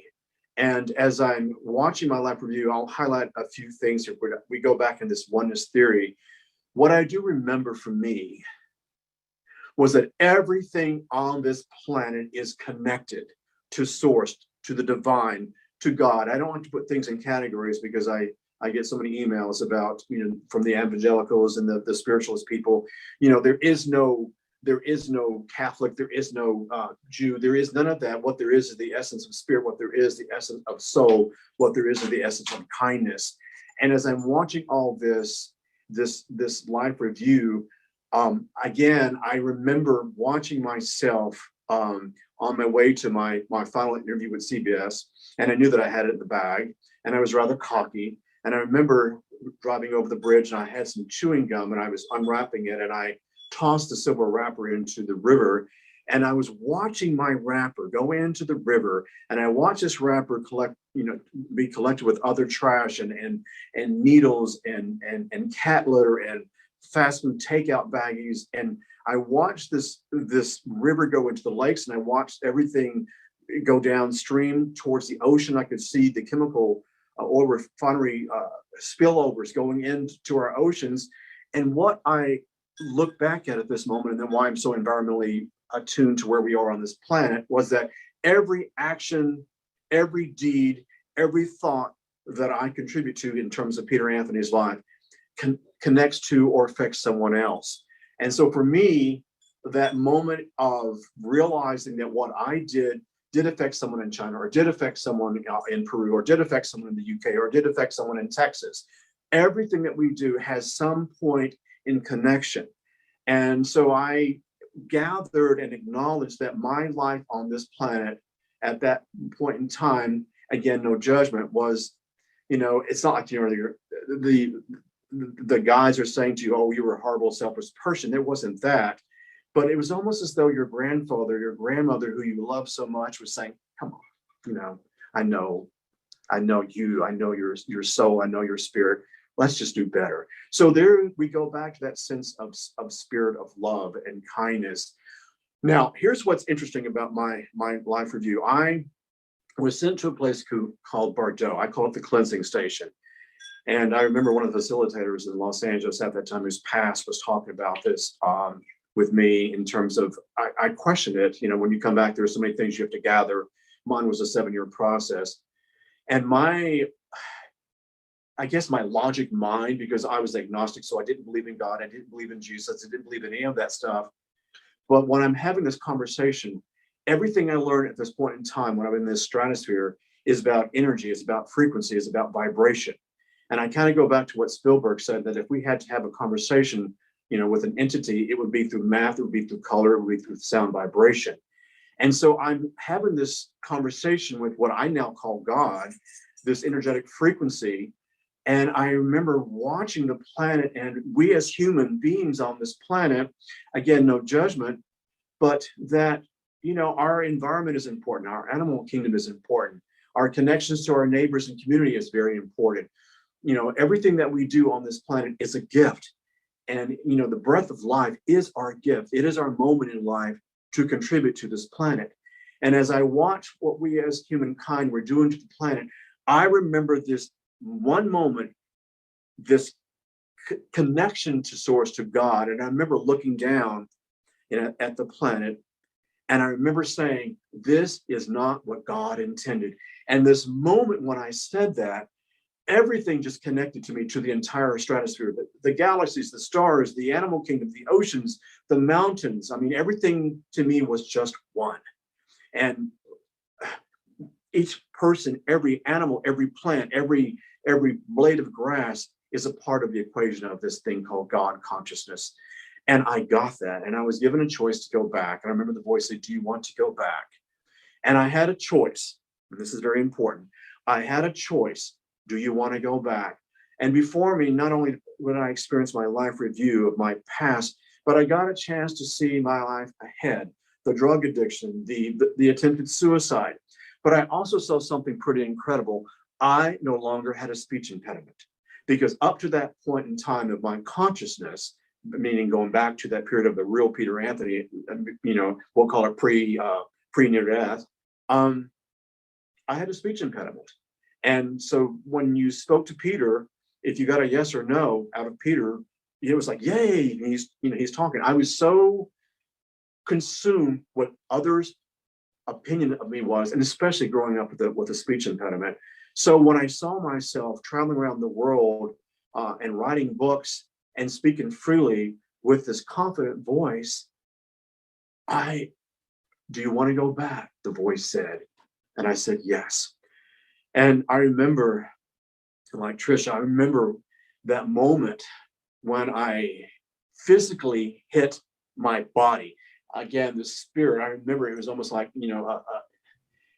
being thrown into the wall. I remember the thrust to my solar plexus, and this light spirit of whatever I was experiencing. There were so many things to describe, but whatever I was experiencing, all of a sudden this beyond world was now a world of physical world, and I could smell the drugs.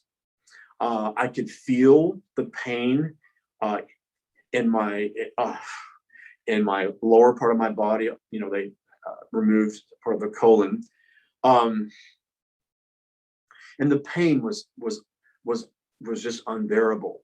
But when I got out of ICU, I was unconscious for 3.5 weeks. When I finally got out of the ICU, I remember I woke up and there are all these doctors and nurses around me.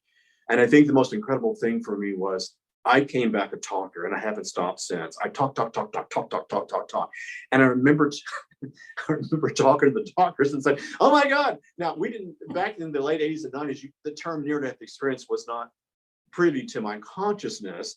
But I remember I said, I spoke to God and I saw the planet, and I was so excited to share my story of this conversation with God and seeing the planet and the thing of love and kindness and compassion. I was just so excited. And they weren't, no one really cared about that. I felt heightened. I felt that my senses were heightened. I felt like I was a wolf in Alaska during a winter storm, and I'm about to pounce upon my prey, and every noise around me, every branch, every snowflake, every particle was just a part of my new senses. And I could hear their thoughts. And I remember this one nurse was looking at me, shaking her head, and she turned away. And I remember she just called me, "Oh my God, he's a whack job." And I thought, no, I'm not. And but I was so excited. And I think for me, the biggest challenge for me was the new world. And I think probably looking back at that, here I was in the news division. Here I was with politicians and senators in Congress. And here I was with the CEOs and executives of networks and studios. And I remember, when I finally did recover, my whole world changed, because I came back kind of like this, I don't want to say like this new age person, but the only way I could describe it was like, I just came back, like I really wanted to contribute. I wanted to help. I wanted to be kind. I wanted to be good. I wanted to make a difference on this planet with every person that I came in contact with. And what you don't know, and I'm sure it's those who have watched my YouTube videos, I lost my vision because of all the complications with the medications. I was in a wheelchair. I couldn't walk. The doctors could not explain why I was having all these electrical reactions to all the meds, but I knew. And so I think for me, every day when I get up, my day begins with gratitude, and it starts with every day I get up. If I look at a hummingbird, or as I'm walking, down the dry riverbed, and I see, the coyotes or rabbits, I am so consciously aware of my breath. I'm consciously aware that I can walk, and I think more than anything is that I can see. So for me, coming back grateful and alive, and understanding that every breath that we have on this planet is a gift. And I keep a very simple life, and I'll wrap up here. It's a very simple philosophy for me. We all have a start date and we have an expiration date. And what we do in between is so important. And that to me is how I live my life. It's incredible. So beautiful, Peter. And every time I interview you, it gets better and better. Thank you. I receive information on the other hand, on the other side of the coin. I'm a psychic medium. So when the people who've passed tell me they're telling me the same things as what you're saying too. And in my book, We Consciousness, and we'll talk about oneness. And Wayne Dyer came through, and he was so excited to talk about the afterlife, and so excited to talk about the We Consciousness, on how we're all interconnected. And whatever we do to ourselves or another, it affects everyone. And that's pretty much what you were saying, but let's move on. So Jeffrey, I would love to hear about your near-death experience. Oh, and I'm happy to share it. I'll be brief so we can keep time for questions. My near-death experience was the result of an automobile accident. It was a car crash. The whole family was in the car, and it was a multi-rollover. They say the car probably rolled 6 to 8 times. I had the cruise control set at 75 miles an hour. And I blacked out for most of the accident. When the car came to a stop, I was completely conscious. And it was myself, my wife, and our two boys in the car. The first thing I heard was my 7-year-old boy crying, in the seat behind me. And, my initial instinct was, oh, I've got to get to my boy. It was that cry that a father could recognize as, he might be banged up, but he's okay. I got to get to him. And that's when I realized I could not move. I was pinned either to the floorboard or the car seat. I couldn't tell. There was the rancid smell of gasoline and all the broken glass. I was unaware of my injuries. What had actually happened is both of my legs had been crushed and shattered. My left leg was amputated above the knee. My back had been broken. My rib cage had been broken. My lungs were collapsing. My right arm had almost been torn off, and then the seatbelt had cut through and ruptured all my intestines. I had no idea. All I knew is Spencer, my 7-year-old, was crying and I wanted to get to him. But that's when I realized that no one else was crying. And it was at the scene that I realized Tamara, my wife, and Griffin, my youngest son, had been killed in the crash. And that was the darkest hell a man could ever be in. It was the panic, the regret, the guilt. I was driving. How did I lose control of the car? All of this swirl. And yet that's when something profound happened. And I don't share all those details to be grotesque or morbid, but it was in that darkest moment that light came. Now, I grew up in a conservative Christian home. So unlike Trish and Peter, I was a believer, but I couldn't understand what was happening. Like here I was in the darkest hell, and then this light came and began to encircle me and seemed to be comforting me in this darkest moment of my life. And I began to rise above the crash scene. And I was literally asking, how could I possibly be okay? Suddenly I could breathe. Suddenly the pain was gone. And then Tamara, my wife, who I knew was deceased at the scene, suddenly she was in this light with me. And she was gorgeous. She was radiant. And she began to communicate with me. And she was emphatic that I have to come back. She was like, Jeff, you can't stay. You got to go back. And we literally had a conversation about the fact if I went with her, we would leave our oldest son orphaned. And, I learned a lot about choice. In fact, I learned that everything is a choice in this moment. There I was looking at the woman I loved more than life. And yet I had a little boy, a little 7-year-old in the backseat of that car that needed a dad. And I made the choice to come back. Now, here's the profound part of oneness. I had no concept of time in this bubble of light, if you will. I know people arrived at the scene. I was later told that, yes, Spencer, my 7-year-old, was banged up, but okay. Someone was able to take care of the scene. I had to be extricated from the car. And because of my injuries, I was life flighted to the nearest level 1 trauma center. I didn't know any of that. All I knew is I'd crashed the car. I had said the most profound goodbye I'll ever say.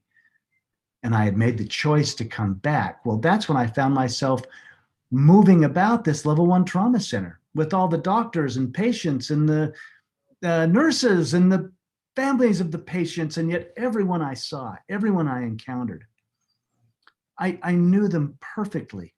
It didn't matter who they were or what they'd done or what they hadn't done. There was this profound sense of connection, of love, of oneness. I knew them as well as I knew myself. I knew their life. In fact, I was them and they were me. Having grown up the way I did, we read the Bible, and I had a profound, verse. It was the famous verse that says, "Inasmuch as you've done it unto the least of one of these, you've done it unto me," which was something I used to believe Jesus said about being nice to other people. But there was this profound, deeper knowing that, wow, this is the oneness. I am the naked beggar on the street. I am the man in prison. They are me. We are one. And it was a profound thing until I came upon a body on a gurney that I didn't feel anything from, which I thought was odd. And that's when I stepped forward and realized, oh my goodness, that's me. But like Trish and Peter, I mean, that wasn't me. I was having this profound connected experience, but there was the skin suit. There was the body. There was what I knew I was making the choice to get back into. And you both shared, boy, the thud, the lead, the heaviness of getting back in that body and back into the pain and the grief and the guilt and the regret and the trauma. I was ventilated. You know, they had a big tube down my throat doing the breathing from my lungs. My legs were obviously immobile. They were obviously immobile. My arm was immobile. They eventually tied down my left arm because I kept grabbing at all the medical equipment. And I spent a long time in the hospital, a long time in ICU. I was in the hospital for 5 months. I had 18 surgeries in total, putting me back together. And the door never closed. I mean, the profound things that happened. I had horrific infections. I was throwing pulmonary emboli, the blood clots that lodge in your lungs. And that wasn't the only time I visited those other realms. The most profound time, and I'll wrap up with this. I was in my hospital bed. You know, I'd laid so long on my back, I'd moved all the hair off the back of my head. I was bald on the back. But on one particular night, that light came again. That light, like at the scene of the accident, that surrounded me. And I began to rise above the hospital bed. And I knew it was familiar. I'm like, oh, I'm delivered. I'm delivered from the physical trauma, the emotional trauma and grief. And it felt so joyful. And this time the light dispensed like fog off a lake. And I was in the most beautiful place. Peter, I love what you said. It was so physical. I realized I'm out of the body, but I can't explain the physicality of it. I could feel the love and the energy of the ground under my feet. I began to run. I was running in this realm with my amputations in the back and all. I don't run. In that realm, I was joyfully, gleefully running. I could feel the intelligence surging through my calves and thighs as if it were a physical body, but it was accentuated in such a way it was so physical. And there was I could taste the sky and I could, smell the air. I mean, everything was accentuated, and I was so joyful, thinking I'm home. That's the only word I can come up with. People say heaven, the other side, the spirit world. Home is the only word that comes close to what I was experiencing. And yet in all that joy, I realized I'm not here to stay. It was a visit, and there was this corridor off to my left. And I knew intuitively I'm to go that way, which I did. And at the end of the corridor was a crib. And my youngest son, my little toddler son that passed in the accident, was sleeping in a crib at the time, of his life when he passed. And so I raced to this crib. And I leaned over and looked, and there he was, as beautiful and precious as he was in this realm. And I picked him up, and this is the physicality I can't explain. I don't know if you've ever picked up a sleeping child. There's a weight and a heat to them. And I picked him up, and I could feel him solid against me. I could feel his breath on my neck. I even leaned over and I smelled his hair. And I began to weep, thinking I'm holding my son. I had been so tormented with all that had happened. And yet as I held him, I felt this divine presence, this huge, giant, angelic presence that was so powerful, so cosmic, so wise. And in my upbringing, I began to think, oh, that's God.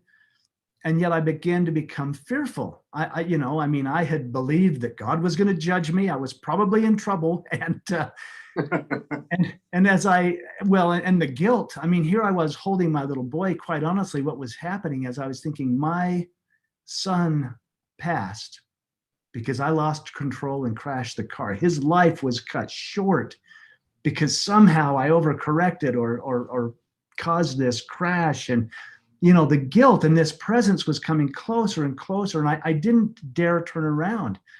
I thought, that's God. and I'm in trouble, and my son is gone or dead or here because well, he wasn't dead, he was alive and well in my arms, but I was processing all of this. And the thought I had was, I hope there's some way I could be forgiven. And as I had that thought, this being, this presence, God, if you will, came so close, and I felt almost physical too, these beloved arms wrap around me and my boy. And with that thought, I hope I can be forgiven, there was this download, this outpouring of communication. The first communication was, there's nothing to forgive. Your life is in perfect divine order, as is everyone's. And then my life unfolded, this life review as you speak of, and I was seeing my life. Now, I was trying to justify it. I was like, oh, that was a mistake. I didn't mean to do that. And this beautiful being communicated, there are no mistakes. And there was things I said, well, yeah, I knew that was wrong, and I did it anyway. And the beauty is God communicated to me, that's your judgment of it, not mine. Absolutely. Not ours. You are as precious. You are as precious and perfect and divine to us as the child you hold. And here I am holding my beautiful son, thinking he is perfect. He is precious. He is divine. And it was this beautiful multiplication of my love for my child and this love of divine, parents for me. And yet it was a very personal experience, but I knew it was everybody. It was humanity. I felt an unconditional love of every single soul in the entire universe. In fact, it felt like the entire universe was supporting this beautiful experience. And again, I was taught about choice. It was communicated that I could be mad at God or the divine or source or the entire universe because half the family died and I crashed the car and I'm crippled for the rest of my life. And that was a choice. I could do that. I was also told that I could feel guilty the rest of my life. I could beat myself up for all my days because I was driving the car. But there was another choice. I was told that I could exercise my will. And that didn't make any sense to me. I said, well, I thought it was your will be done. And this beautiful being said, your will is my will. That's how much we love you. You can give your boy back. You can hand him over. You can release him and do that in trust and peace and not have to feel like he was, yanked away from you. And therefore you can exercise your free will in this whole situation. And in all that love, I kissed my little boy and I handed him over to God. I handed him back to Source, realizing that I could do that. And then I came to myself or came back into the bed to all the injuries and the wheelchair and everything that goes with it, but with some different perspective, that everything was a choice, that we were all connected, and that love, was the most powerful force in the universe, and that love was oneness, and that judgments and comparisons had to be let go and released and put out the window, because I was here having experienced that divine love, and my intention is, gosh, if I can be in some little way a manifestation of that love, then that's my contribution to the planet and to whoever that is. It might be a smile to a stranger as we pass on the road, but that's what makes the big difference. But I'll wrap up. There's so much more to it. I know we're short on time, but it changed me forever. And I did heal. Gosh, I was fitted with a prosthetic leg. I learned to walk. I actually fell in love again and remarried, and we adopted 2 boys, and we rebuilt, a family as I define it. And there's no definition of family. There's no definition of love. There's only the oneness. There is only the connection we all have with each other. And it is in our unique diversity that the beauty and the perfection is found. That's the key, is honoring the differences and walking together arm in arm, saying, hey, you can go on that path and I can go on this path, but let's love each other all the way and honor our own unique individual way of being a manifestation of that. So incredibly beautiful. There are no words. your words are going to help people who've lost a loved one to understand that this is not all there is, this life. You encounter that. So thank you so much for sharing that with us all. Oh, you're so welcome.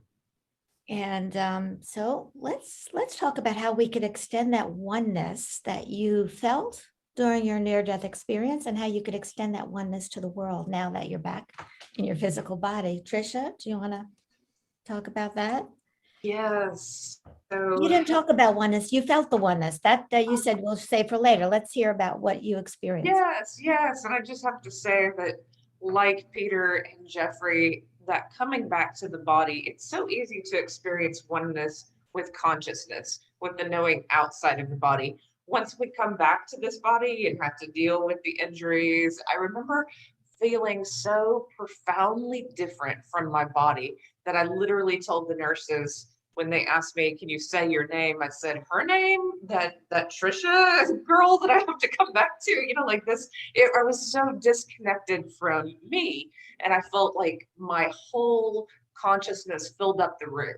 Like it wasn't my body. And so I think when we realize, like Peter said, and like Jeffrey said, when we realize like the choices we make are important, but we are supported with so much love.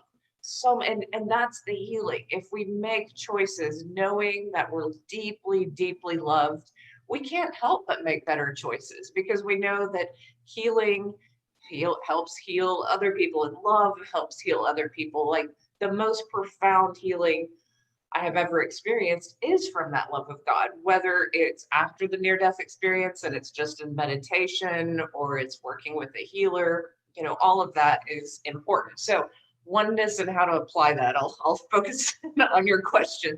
So that sense of oneness, how I apply it now, today, is say I'm watching something on the news and someone is murdered or there's something horrible going on. Instead of letting it affect me and talking about how the news is negative, I stop and I send light to all involved. And I go, let me be a conduit of light for this planet. Let me be someone who sends light, who sends prayers, and let me actively work in areas that touch my heart. And I work with traumatized people, whether it's the Rape Crisis Center or veterans or different people on this planet who are suffering so much and they don't know how to get through that pain because they haven't had a near-death experience. They haven't had a glimpse of that light. When they hear that information and they start incorporating some of that love, they can calm down and begin to start living differently. But our thoughts do affect others. So, it's a double-edged sword being out publicly and speaking, because on one hand, we receive so much love and, so much affirmation for what we do, but we also are so misunderstood and attacked. And so I always remind people, like, send love to what you love. Create more love on this planet. If you like a particular comedian, talk about how great that comedian is. If you like a spiritual teacher, talk about how great that person is. If you don't like something, shift your focus because you only have so much time. So send energy in the direction of what you enjoy, what brings you joy, what you can create more of. And I really think we have an obligation. And this is what I'm getting from Spirit. I believe the next 5 years are going to be just an explosion of healing and new thought around what we can do on this planet and what kind of communities we can create. And I think a lot of us are feeling that call and we're going, so how do I do this? How do I create the kind of world that I want to create? We've had all this time after COVID and this time to think, to meditate, to be with ourselves. And so we're more consciously creating, whether it's relationships, whether it's spiritual community, whether it's working in our community. What do we want to experience? What kind of balance do we want to create with nature? That's a big thing for me, that being in balance. And I think it's important to both of the speakers that how do we create a world where we are supported by nature and we support nature as well. And we remember that this earth journey, we're both supported by Mother Earth and supported at that highest level by unconditional love. How do we merge the two and really create more of a heaven on earth? And that's my hope and part of my mission. Beautiful. Thank you. And Peter? Oh, goodness gracious. Now, I would just like to ask you a question. Sure. Does it get frustrating that you all know you have this higher knowledge now and people are not listening to what you're saying? And how do you deal with that? Thank you. That's an amazing question. Thank you. Thank you for doing this, because I'm challenged by that on a daily basis. And everywhere I go, and I've traveled all around this planet, I'm sure all of us have. But I think for me, it's not about those ears who don't get me. But I learned something. I did a conference in Denver with the IONS organization a couple of years ago, and there were so many different people who had experienced near-death experiences and out-of-body experiences. And there was this fireman. I didn't know he was a fireman at the time, but he waited and waited and waited. You were signing books, you're talking, answering questions as they're following me out to the cab, and he waited, and I could see his tears in his eyes, and he wanted to share with me his near-death experience, and he was so afraid to do so because, think about a fireman and who he was surrounded by, and obviously they weren't consciously aware of this. And so I think we, meaning your panelists and so many others who have experienced the other side, we have become the ambassadors of truth. And we are, I always say, it's not that I don't care about these ears, because flowers bloom at different times. My job is just to plant that seed, and this flower may bloom in 2 years, this flower may bloom tomorrow, this flower may never bloom.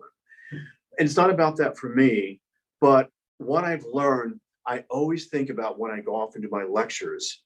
I look for that fireman, or this little girl came up to me, she was 11 years old, and she kept seeing the number 1111, and her I think her sister or her mother, I can't remember, had died on November 11th, and she just needed to be near me and to talk and to feel that she was accepted.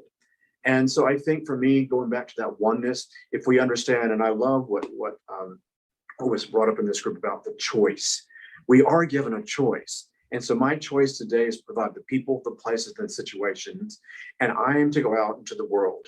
And it starts with my bike ride or my walk. And if there's someone there who I think needs my attention, whether it's a homeless person or there's someone there tying a shoelace, whatever it is, I did this especially during COVID, during the shutdown. I make sure, number one, that I'm coming from the most loving place that I can and the most authentic place that I can, and just be as happy and as positive as I can. And you'd be surprised that sometimes that one person that you're talking to, on the road or in the elevator, is the very person that needs your love and kindness that day. And so therefore, I always say, okay, let's go see what God has in store for me. And I say God proudly because I was agnostic. I didn't believe in any of the divine. I have a whole different kind of concept of God versus what I learned as a child. But my goal every day is to be connected to one, and that is through nature. And that to me is where I'll share this with you guys. We talk about, we have had our near-death experiences, but how many people here have gone through a nasty divorce? Or how many people have been fired? Or how many people have ended a relationship or have attempted suicide or are dealing with a horrible neighbor? Well, on some level, they're having to deal with their struggles and their conflicts. And so I say all of us on this planet are facing something. And so if I'm a part of the equation of just being the best that I can be today, then I am connected to choice because I'm allowing myself to be a part of that. And I'm also allowing myself to be in that of Mother Nature, which is where I find my God. Thank you.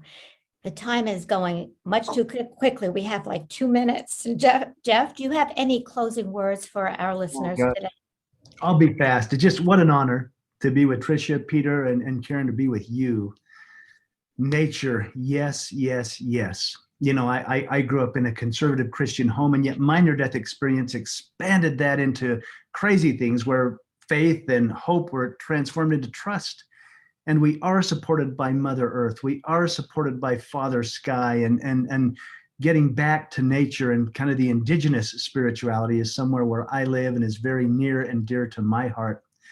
Also, gosh, Peter, my older brother's a firefighter. He's a first responder. He's 60 and still climbing those ladders and coming on the scene and having a safe place for particularly men to share what they've experienced. You don't have to have a horrible accident or almost die to get connected, to be connected.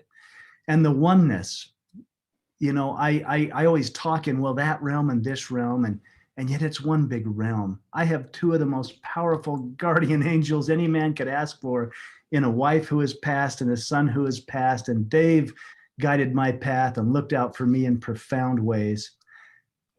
The little things are the big things. Those random acts of kindness and compassion, that's what knits us together as humanity. Our experiences are completely different, but our emotions and our feelings make us one. I know what it feels like to be afraid. I know what it feels like to be rejected. I also know what it feels like to be accepted and to be loved. And let's bring more of that. Yes. And we will create heaven on earth if we step into that magnificence and say, hey, brother, hey, sister, let's just support each other and walk this journey and be one, even though we're different. That's where the beauty lies. Thank you all so much. You are truly amazing. I love you all. You are making such a difference in this world. And every one of us on the panel, and myself included, we know without a doubt that life continues after the physical body dies. And we also know that we're all one, and whatever we do to ourselves or another, it affects everyone and everything. So let's remember that. And hopefully those who are listening understand these concepts. They're very profound. And we, all of us, can make a big difference in this world.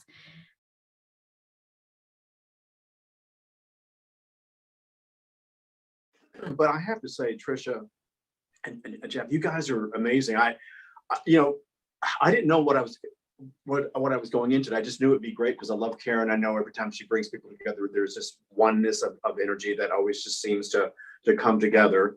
And so I wasn't writing so much a script, but I wanted to be on the panels with you guys and just enjoy each other. And I've done that. And that makes me feel so good. I think, obviously, as I said before, we're ambassadors of the truth. And, I think all of us, how we have physically passed on this planet, though it's at times critical, but I always look at it this way. Each and every one of us has, have some way climbed on one side of the mountain, and Trish maybe has gone on this side of the mountain, and Karen's on this side of the mountain, I'm on this side of the mountain. But once we get to the top of that mountain, the vista is always that, it's just beautiful. And so therefore our journeys are just as magnificent. And so I just feel so honored and so deeply touched and deeply connected to you guys. It's like you go in and you do these interviews, and sometimes you just walk away and you go, oh, well, thanks. But here you guys, oh my God, I'm very humbled. I'm very humbled and very grateful. So thank all of you very much from the bottom of my heart. I'm just it's just, I don't know what else to say. I'm just going to cry, but I'm just happy. I agree. Thank you, Karen, for putting this together. And yeah, I connect with both of you in this really interesting way, and Karen as well. I talk a whole lot more than I did on this. I have a YouTube channel and I just talk nonstop, and I get called out for interrupting my guests, but I interview near-death experiences. I just want to converse with them. I'm like, oh yeah, I was there too. I was that way too. I was shy, Peter, before my near-death experience, and then I got the download. It's like, oh my God, what did the angels do to me? I don't ever shut up once I'm on a stage.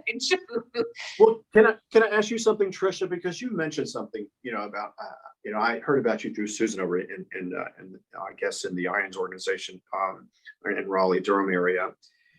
And I get up every day.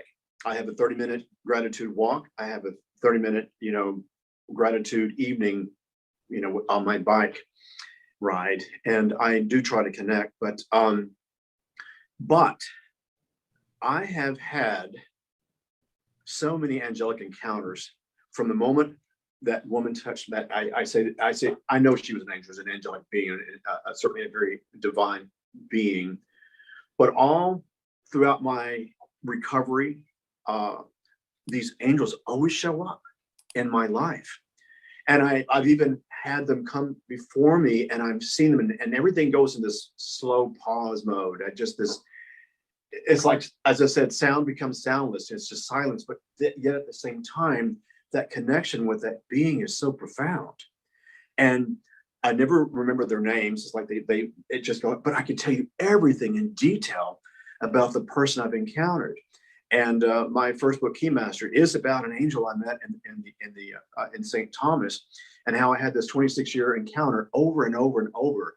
And what was so interesting is that I never believed in, Good Friday and, Jesus Christ on the cross. And I was born and raised Catholic. I thought, this didn't make sense to me. This is not, I was a very logical person. He died and came back in 3 days. How?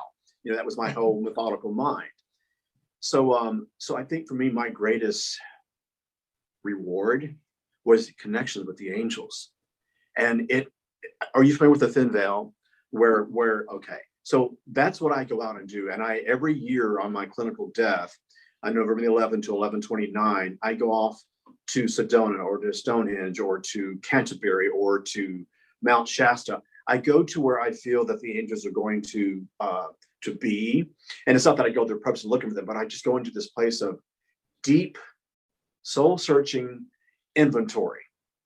Like my life review. I go back into that moment of, well, here you didn't shine. You had an argument with the cable guy. He was so rude to you, but you got into that whole drama and you did this. And it's like, it's not that I ask for forgiveness, but I do a strong, solid inventory of just releasing that information and not letting guilt navigate me like I used to. And I go in and said, please forgive me for these little human errors. And I asked to move forward with that. And boom, they just show up. And I had something happen to me on my book tour. It's in one of my YouTube videos. I was in Dallas, Texas, and it was snowy and icy, and I was the last part of it, and I was just knackered out. And I went to the gym to work out. And I kept seeing this guy. I was there for a week, and I remember up and down the elevator, he was just a beautiful man who was just, you could just sense his energy was so negative. Fast forward to the punch. So as we rode the elevator down Christmas Eve, and just he and I in this elevator, and it was just snowing and icy and cold in the parking lot. And this voice said, go speak to this young man. And I did. And he began to cry. And I said, I hope you have a Merry Christmas and happy holidays and blah, blah, blah. And he came over to me, and he was just started crying. He said, you're the first person that's spoken to me. And he said, I've been here for about a month, and I lost both my parents. He was from Arkansas. And he was going to, as he said to me, that he was going to kill himself that night. And I was just stunned by that. And so I go back to that very thing of, we never know that the shadows of depression or their hidden, whatever agendas they're going through, that me, by listening to the choice, that voice in my head, you have a choice to go speak to this guy. And I did. And I remember when I came back to Dallas to do a final interview there, and I saw the same guy, at the gym. And he came up to me, and there was this vibrant energy. And he said, thank you so much. You saved my life. I said, no, you listened and you saved your own life. And, so as I said, so we are given a choice every day. And Jeff, I really do. I listen to that voice in my head, and every day it's about a choice. Every day it's about, how can I, as I said, tomorrow could be my last day. So I want to go out just being as kind, as nice as I can be. And so I say to you, Trish and Jeff, you guys are just, it's so nice. It's almost like you travel and you do all the hard work and the lectures and the talks and all that stuff. And you come back and, it's just nice to talk to someone who gets it. You kind of speed ahead to this. And it's just such a gift.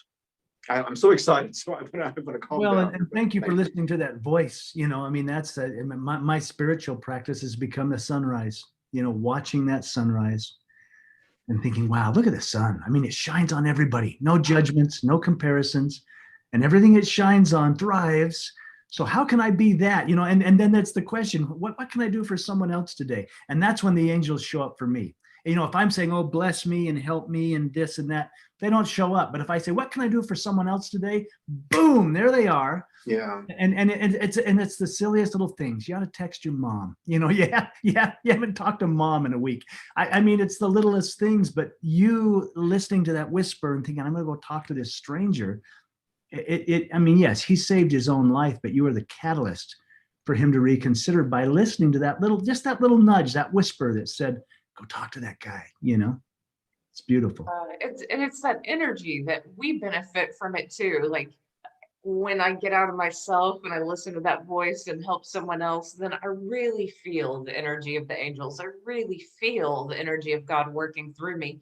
And that's been the biggest healer, the greatest joy in life. You know, like I can't even tell you how many times like I felt consumed by my finances, my life, me. And then I stepped into the classroom and then I felt like, hello, I'm here for you. And then it finally clicked at some point. I was like, oh, I'm happier when I'm in motion working with others. Why don't I just stay that way? Because the minute I start focusing on me, that's when, you know, too much stuff happens in my head. Yeah. Well, I try to get rid of that mind committee as much as possible, because we all, I mean, we're humans and we go through all the stuff that everyone on this planet does.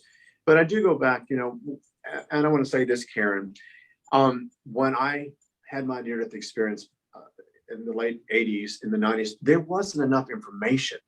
And so I had to kind of hunt and peck.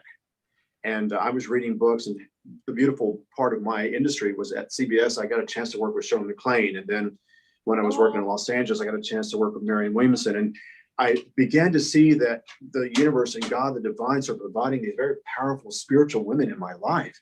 And I would just listen to their formulas, to their stories, to how they themselves struggled as very powerful women in the industry. And they became my icons.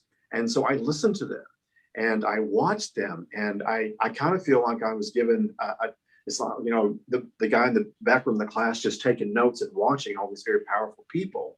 But what's happened in the last several years, I'm attracting such a large male audience, where I would have to say I had 85% women. I'm now 50-50.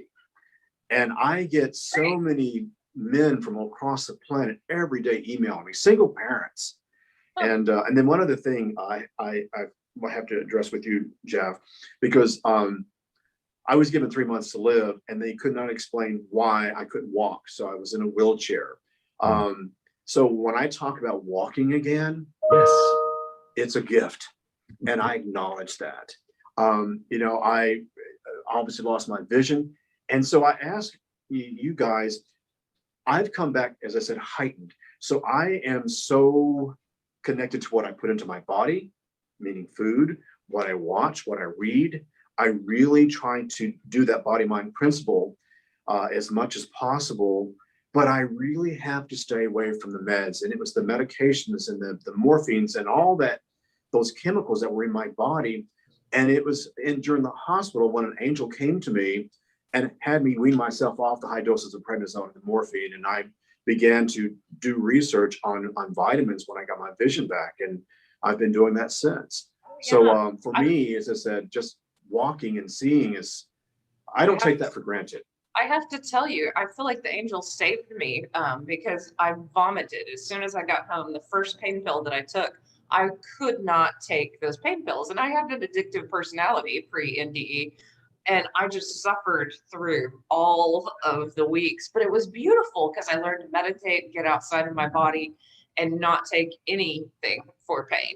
And I just learned to heal. And then I also didn't push myself beyond the limit, because I'm sure if I was taking painkillers, I might have tried.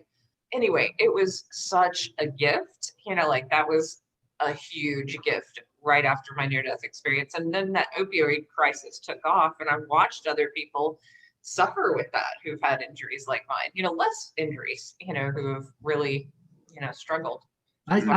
We have so much in common. I went through that as well. I mean, there was a time, you know, when I was popping lower tabs like peanut M&Ms, you know, and yet I think it was more the emotional. I still grieved miserably, even though the experience I had, but then my body just said, no way. I began to projectile vomit if I took a painkiller. And so I got off of that cold turkey, and I did too. I stopped. I thought as soon as I weaned off the pain pills and the prednisone, I mean, it was just all these inexplicable things started happening. My vision, I got gout. I mean, here I'm a young man in my 20s, and you know, here's what I ask you guys. And I've said this and they kind of look at me like I'm a nutcase, but I don't care. I think on some level, when we've crossed over, we've come back, something has changed within the spiritual DNA. I don't know how to scientifically explain that, but I feel like a new person because maybe you are. Do you think you're a walk-in?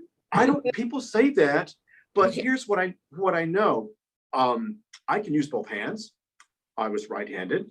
I was a gifted artist. I was studying to become a special effects makeup artist. So I took the job at CBS because I wanted to get in the union to do special effects.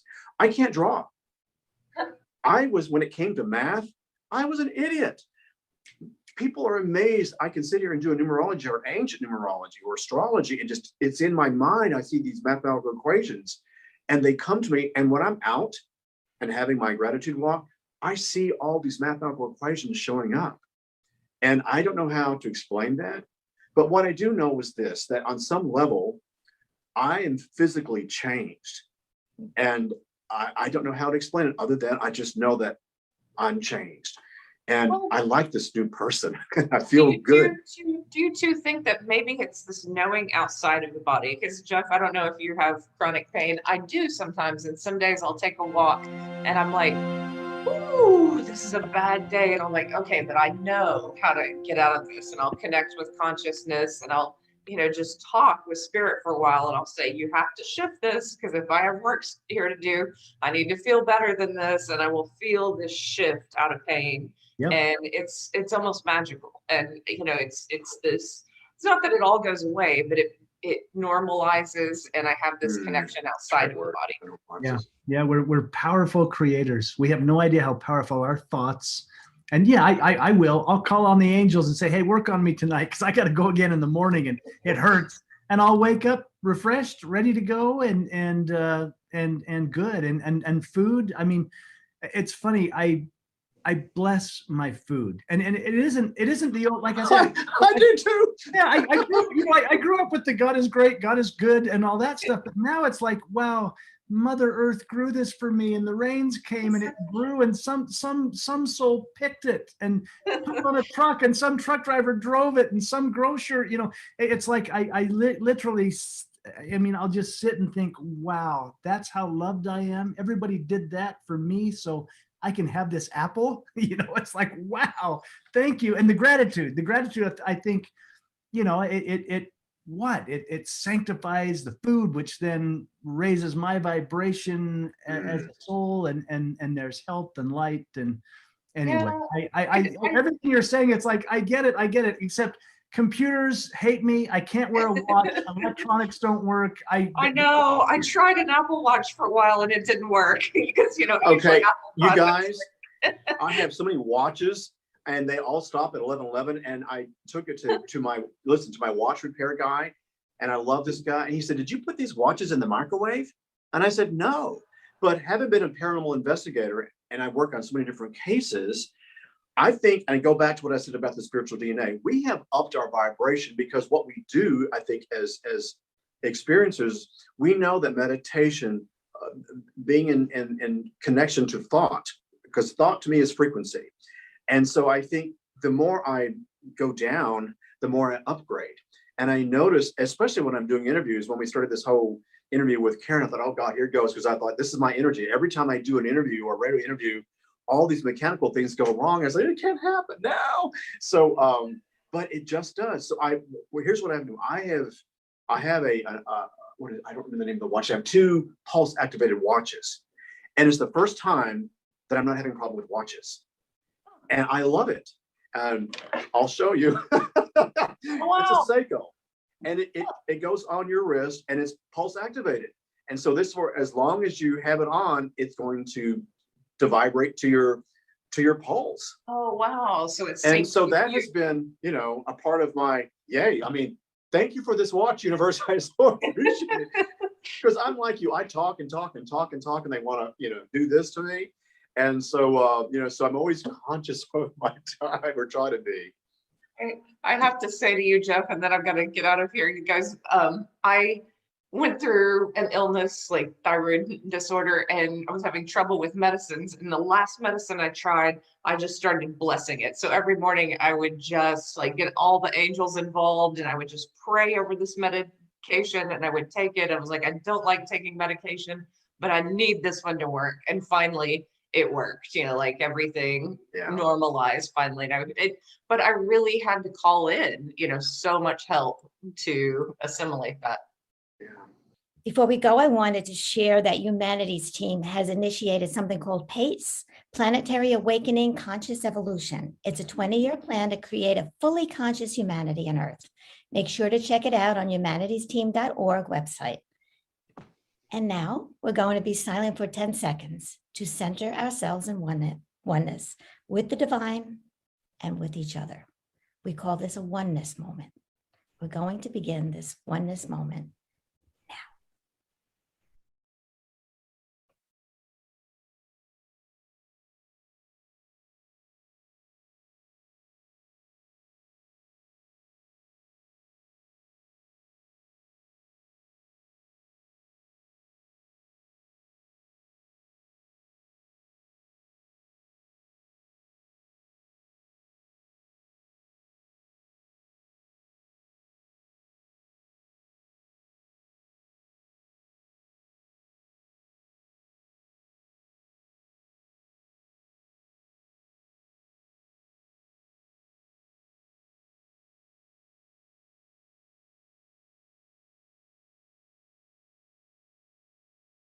كلنا واحد.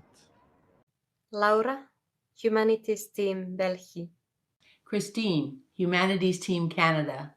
We are all one. One love, one breath, one heart, and we come from a kind and loving source. So let's dream big and build our castles high with love and with clarity. Todos somos uno. As the UK coordinator for the Humanities team, I want to celebrate the Oneness Day. We are all one. There's no language barriers, no boundaries. Todos somos uno. Todos somos uno. हम सब एक हैं, हम सब एक हैं, हम सब एक हैं. John at Humanities Team New Zealand, we are all one. Hamu Ekin. Hello, I'm Loredana from Humanities Team Romania. And don't forget, we are all one. Suntem cu toții una. Biz barımız bir tuğanbız. Kuday bizdi süyöt cana anı menen birügü ştandırat. Bye. Ruxana, Humanities Team Bangladesh. Amra সবাই এক. Humanities Team Hrvatska, Sasha.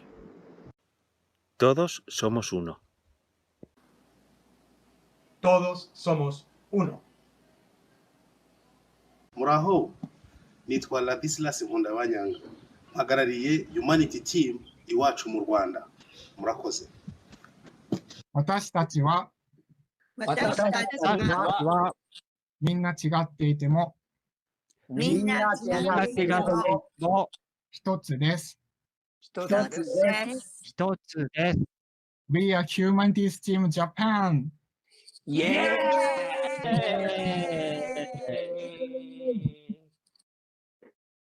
Hi everyone, my name is Taruja.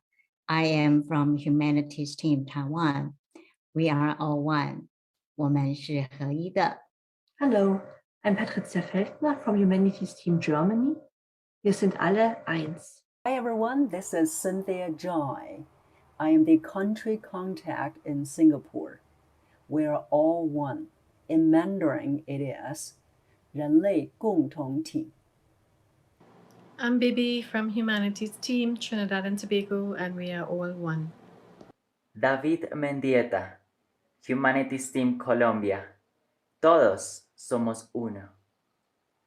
Yo soy Natalia, del equipo de la Humanidad Costa Rica. Todos somos uno. Hola, mi nombre es Hien Sun Chu y quiero dejarte el mensaje de que todos somos uno. Hi, my name is Telia. I represent Estonia. Me oleme kõik üks. Happy Oneness Day, everyone.